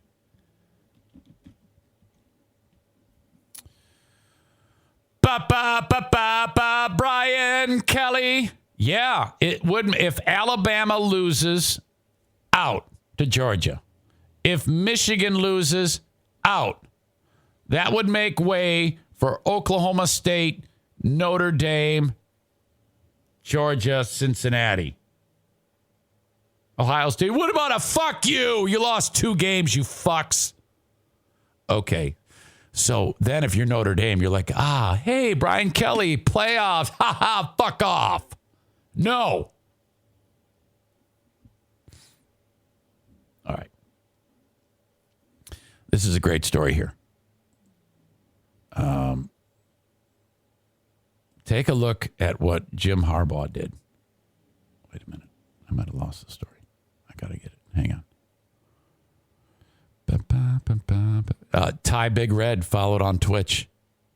I've gotten 1 since this show started. That big sell, and I got 1 of you to do it, to follow. Holy shit. Thank you, Ty. Jim Harbaugh. Say what you want about Harbaugh. Stand by. And I've been critical of this jackass because he's such a fucking flake. All right? And he is. It's hard to argue with that. Jim Harbaugh, he's a California boy. He's kind of a weirdo. This is cool. The story says Harbaugh could be in line for a serious pay bump next year if his Michigan football team continues to climb up the college football mantle. The Wolverines head coach is in line for more than $3 million in bonus money as part of his new restructured 5-year contract agreed to back in January. See, he's been shitty up till this year. Last year, in the COVID year, I think he won 2 games. And so I think he said, I'm going to have to take a pay cut, or we're going to have to do something. And so that's smart on his part. He's no dummy. However, he restructured it, and it's an incentive-laden contract. However, that bonus money, he's not going to pocket it. Harbaugh announced Monday night on the Inside Michigan football radio show that he's taking any bonus money he earns and paying back athletic department employees who, they make a normal wage. You don't make money like him. To all the athletic department employees who took a massive pay cut during the all this crazy shit with COVID. You get Joe Schmo who's making $40,000 a year and said, guess what? You're making $31,000 now. I mean, that's a huge deal. Harbaugh is reimbursing them. So how about that? He says, Sarah, I guess that's Mrs. Harbaugh, and I were talking about it last night. We decided that any bonus money I am to receive through this season will be directed to reimburse U of M athletic department employees who have stayed while taking a voluntary or mandatory pay reduction during the last 18 months during the pandemic. You don't see radio bigwigs doing that, do you? Do you think that Town Square Media is walking up to Free Beer and Hot Wings and saying, look, we know that the new deal you just signed gives you half as much money in Grand Rapids. We're going to reimburse you for all the money we've made from digital. No, that's not going to happen to those poor guys. I feel so bad for them. Holy shit. It seems like everybody's taking money out of their pockets now. Turn around, Town Square brass digging deep. Ex-wives saying, I believe I'll take half of that. Thank you. Oh, and by the way, keep paying me each month. Do you think they're getting any of that back? This is all a fucking cheap shot that I am shooting. Shots fired. It happens. Under terms of his new deal, which is set to pay him a guaranteed $4 million in base salary. Wow. That's the restructured deal. And additional compensation. Harbaugh can earn $500,000 for Michigan winning the Big Ten's East Division outright. I think that's already been done. How'd you like that to happen? you're a college coach and you went. No wonder why he was so happy they beat Ohio State. Holy shit. You just won $500,000. I'd be on the field too. Shit. Another $1 million if he wins this weekend. And another $500,000 if he wins a playoff game. And another $1 million if he wins the college football playoffs. So he's already got $500,000. So that means he could make another $2.5 million. That would set him in the course of 1 month getting $3 million in bonuses. Harbaugh can also earn $50,000 if he's named Big Ten Coach of the Year. Another $75,000 for being named National Coach of the Year. And $150,000 if Michigan clears the NCAA APR threshold. I don't know what that means. So, here you are in your job. And when the boss says, hey, I got a turkey for you, you're like, fuck yes. Yes. Here, $10 Meijer gift card. Oh, my God. Well, fuck yes, you should give that money away to them. Is it a little wonky, though, that he announced it? I don't think so. I think it's okay.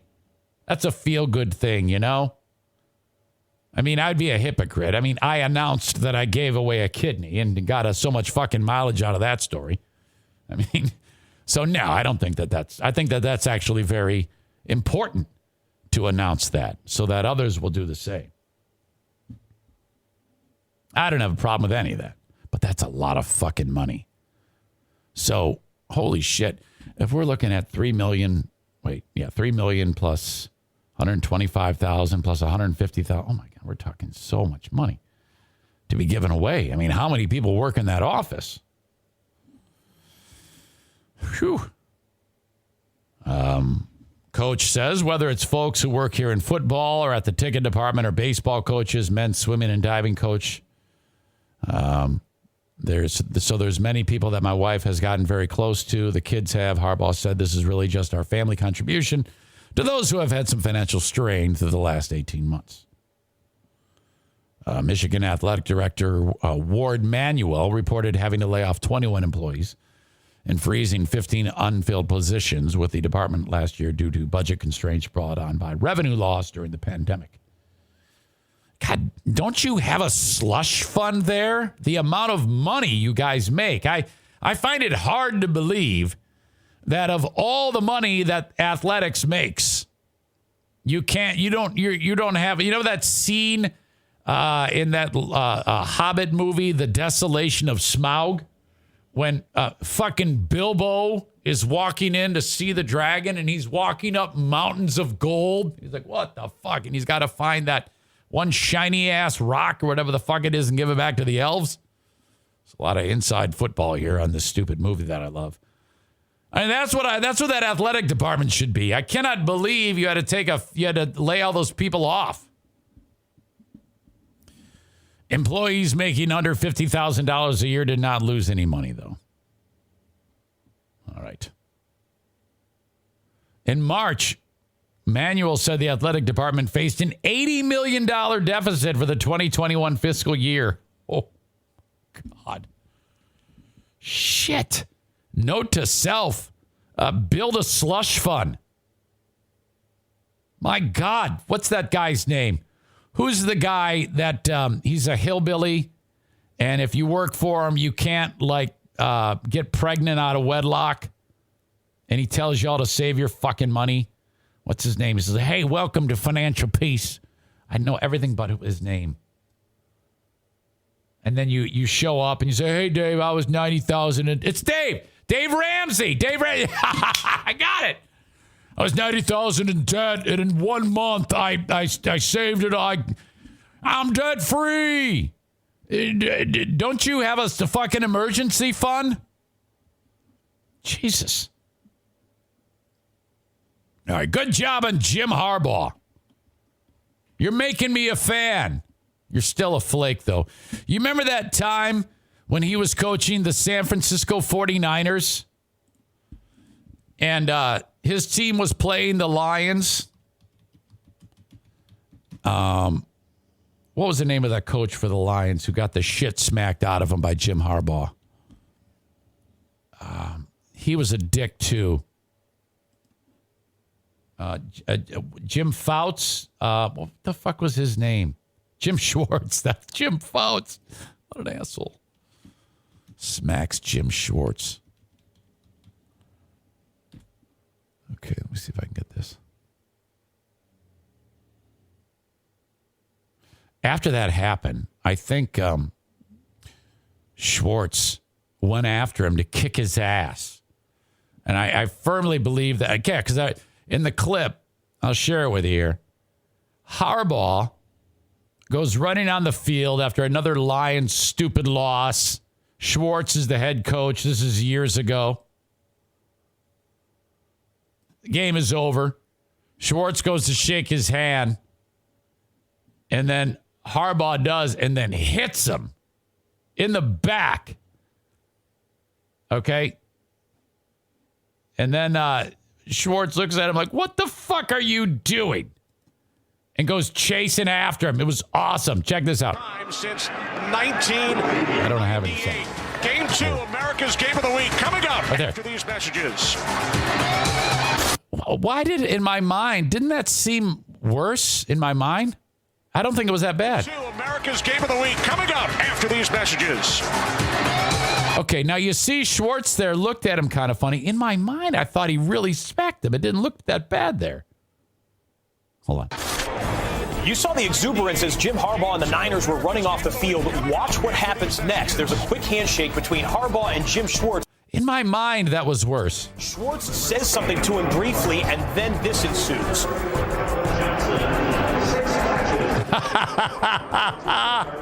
Jim Schwartz, you can see in the white top and the gray pants there, yelling and screaming back at Harbaugh's direction. Harbaugh's in the middle of that somewhere. The Lions and Niners then go toe-to-toe. You're going to see some people putting their helmets. There you go, putting their helmets on. Back on their heads as if a fight is going to break out. Some people trying to get in there and break it up. Both teams are going into the tunnel where the Lions' home locker room is there. So, Jim Harbaugh, Pete Carroll, they had that issue when they were head coaches in the Pac-10 in college. I don't know why, man, but I swear to God, the first time I saw that, I remember when I watched that actually happen live. And I went, oh, he hit him a little hard. But then as my brain has operated over the years, he smacked the shit out of him. But it wasn't that bad. Now that I see it, I go, what the fuck was Schwartz all pissed off about? So now I kind of wish that Harbaugh would have kicked the shit out of him. Fuck Jim Schwartz. He's another shitty Lions coach. All right. See, Rick from TC Paintball is here. How you doing, buddy? Rick, I heard from the Mexicans. Actually, the Mexicans reached out to the Honduran. And they want back in on another paintball war. The Honduran reached out to me last night. Hey, buddy, any idea when the next paintball event will be? The Mexicans I brought are already asking. I said, all right, that's good. I'll get with Rick soon. We'll figure that out. So we got to do this, man. I'm told that when your mind changes what happened, it's called the Mandela effect. I've heard that before. I've heard people describe that. All right. We have the asshole of the day coming up. That's how we finish the show every day. The asshole of the day. If you're like, boy, it sounds like he's almost like spelling it out to people for the first time, it's because we have a new guest in here. The show is now Tybigred is a new Zaniac. Okay, Tybigred. You already followed me on Twitch. Subscribe to the audio podcast on any platform. Could be what do you call it? Apple Podcasts, Spotify, You name it. I'm on all of them. Dude, he left? Ah, fuck. All right, maybe he'll come back. There you go. Well, you guys know what to do.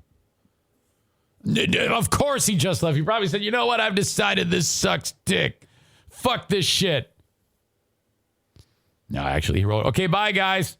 Are you on tomorrow, too? I'm going to try to watch it again if you are. Nice guy. Nice guy. That's good. I'm really stoked about that. Okay. Asshole of the day. Brought to you by JM Synthetics and TC Paintball. Yeah. So, unless you want to die and you're in West Michigan, get your furnace checked. You should call Joe Martinez, because if you don't, you're going to kill your family with a carbon monoxide poisoning. You think I'm lying? I'm not. When those things start to go, you can tell. Okay?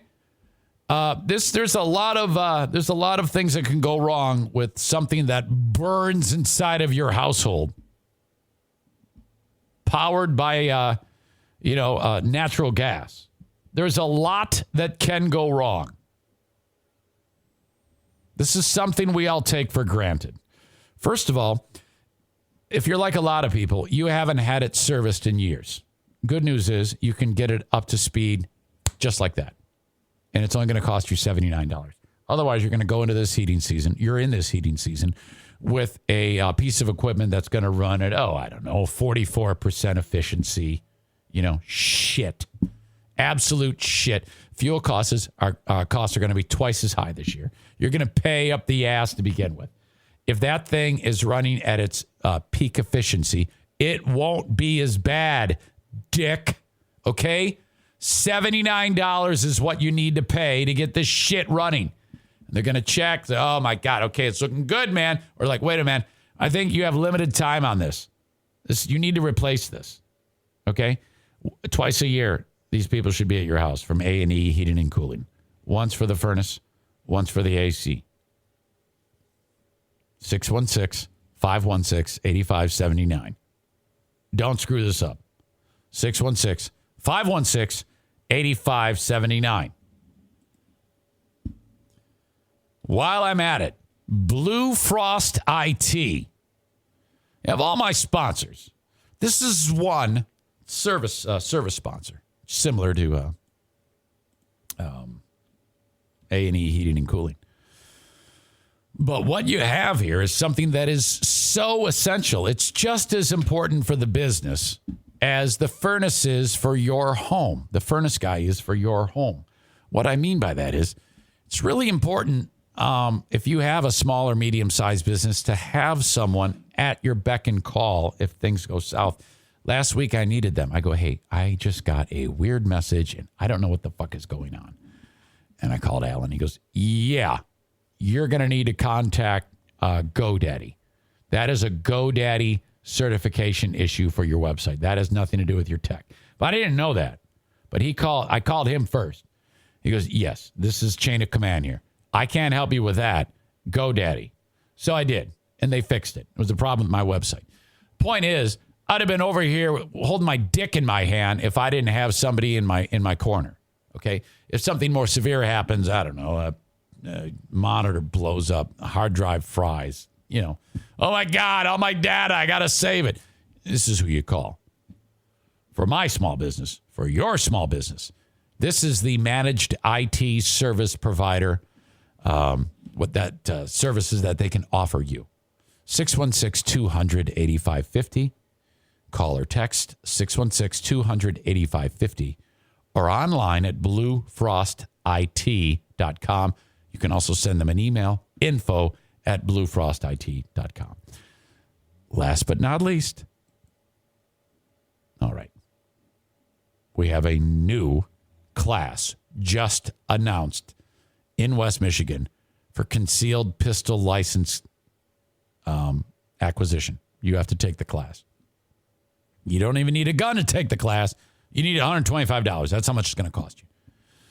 Holland, Michigan is where it's going to be. If you're anywhere close and you've always wanted to get your pistol license, you have to take this class. Doesn't matter where you're taking it, this class still needs to be taken. I suggest doing it through Prince Arming.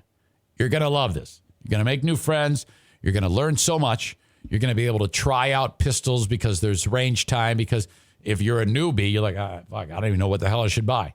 Well, you're with an expert who can help you. Well, let's see how a 38 fits in your hand.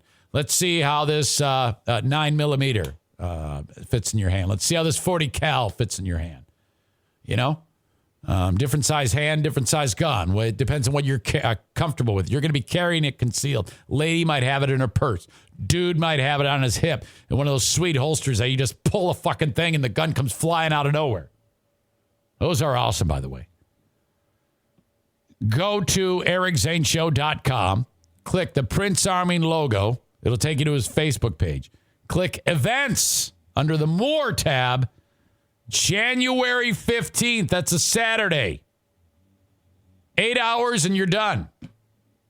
It's going to give you a certification. You're going to take it to your county. Pay them $110. Get your pistol license. Then you carry that thing fucking hidden. And then when some kook tries to drive through the parade, you empty a magazine full of hot lead into his fucking head. Call or text also, Steve Prince, 616-204-1705. Smarter than a former drug dealer trivia. In 26 minutes, Jason Schaefer is taking on Throat Dale. I've been posting on Patreon, who wants to play next? That's kind of the way I'm doing it these days. So you're playing for money. You realize that. And you're immortalized on this great show forever. When I put that on there, you should volunteer. It seems like people are like, we don't care anymore. Oh, my God. You're going to take on Throat/Dale in trivia. $25 on the line. Okay. If Dale wins, it rolls over to next week. So when I post stuff on Patreon to say, hey, who wants to play next? I usually see people say, no. Like, what the fuck? I thought this was special. All right. Fine. Anyway. Asshole of the day. Yesterday it was me for acting like an asshole around this household. I still feel bad about that. Who's your asshole of the day? Could it be the NFK for losing his patience with a sweet hospital staffer?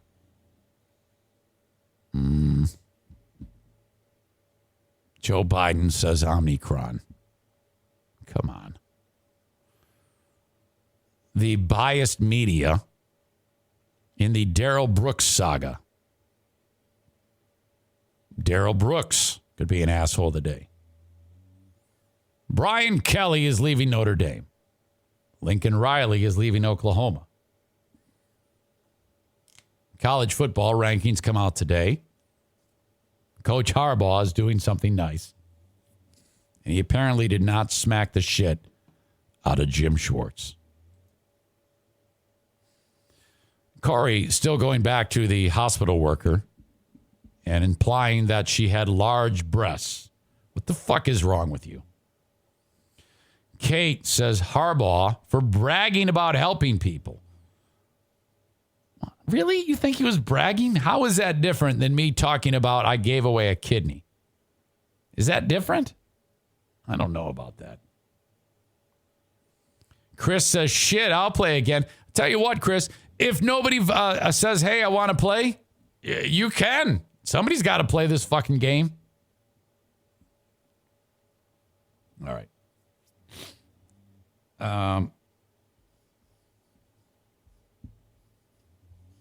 I hope you've enjoyed the show.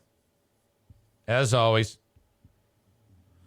I put my heart and soul into it each and every day of the week. The Duchess says it's 1,000 times different. Kidney announcement over Harbaugh. It is? Really? God, I don't know. I'm going to go with the biased media on this. I do see that in this story. If a white guy shot up a black church, this would be talked about every single day. There, I said it. We all know Brooks is an asshole.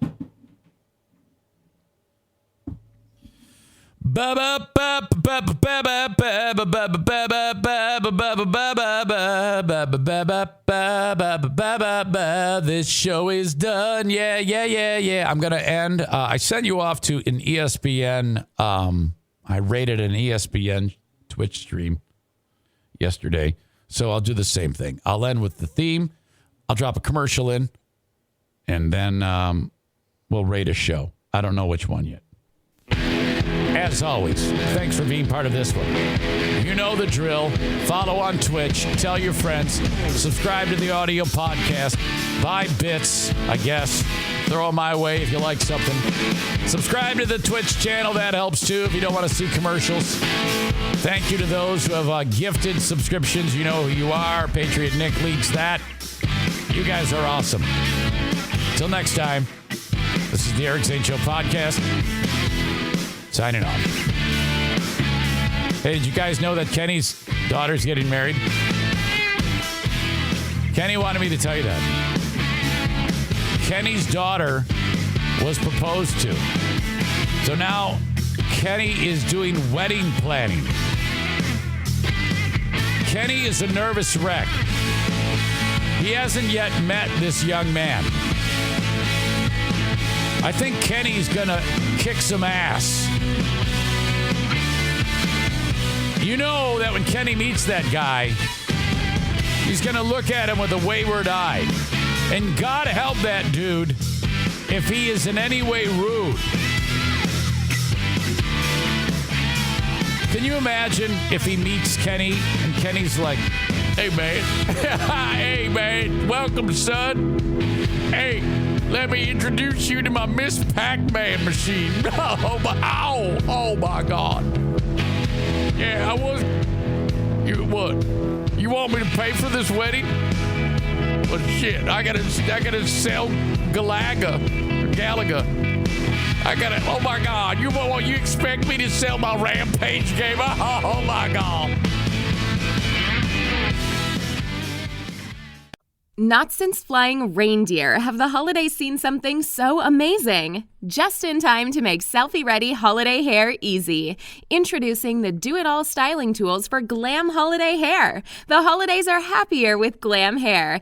And the Knot Doctor all-in-one dryer brushes from Conair makes it easy. Detangle, dry, and style in one step. No elf needed. The Knot Doctor collection has a dryer brush for every hair type and style. The pink smoothing paddle dryer brush has Flexolite bristles for painless detangling and high-performance power for quick styling and smooth, shiny results.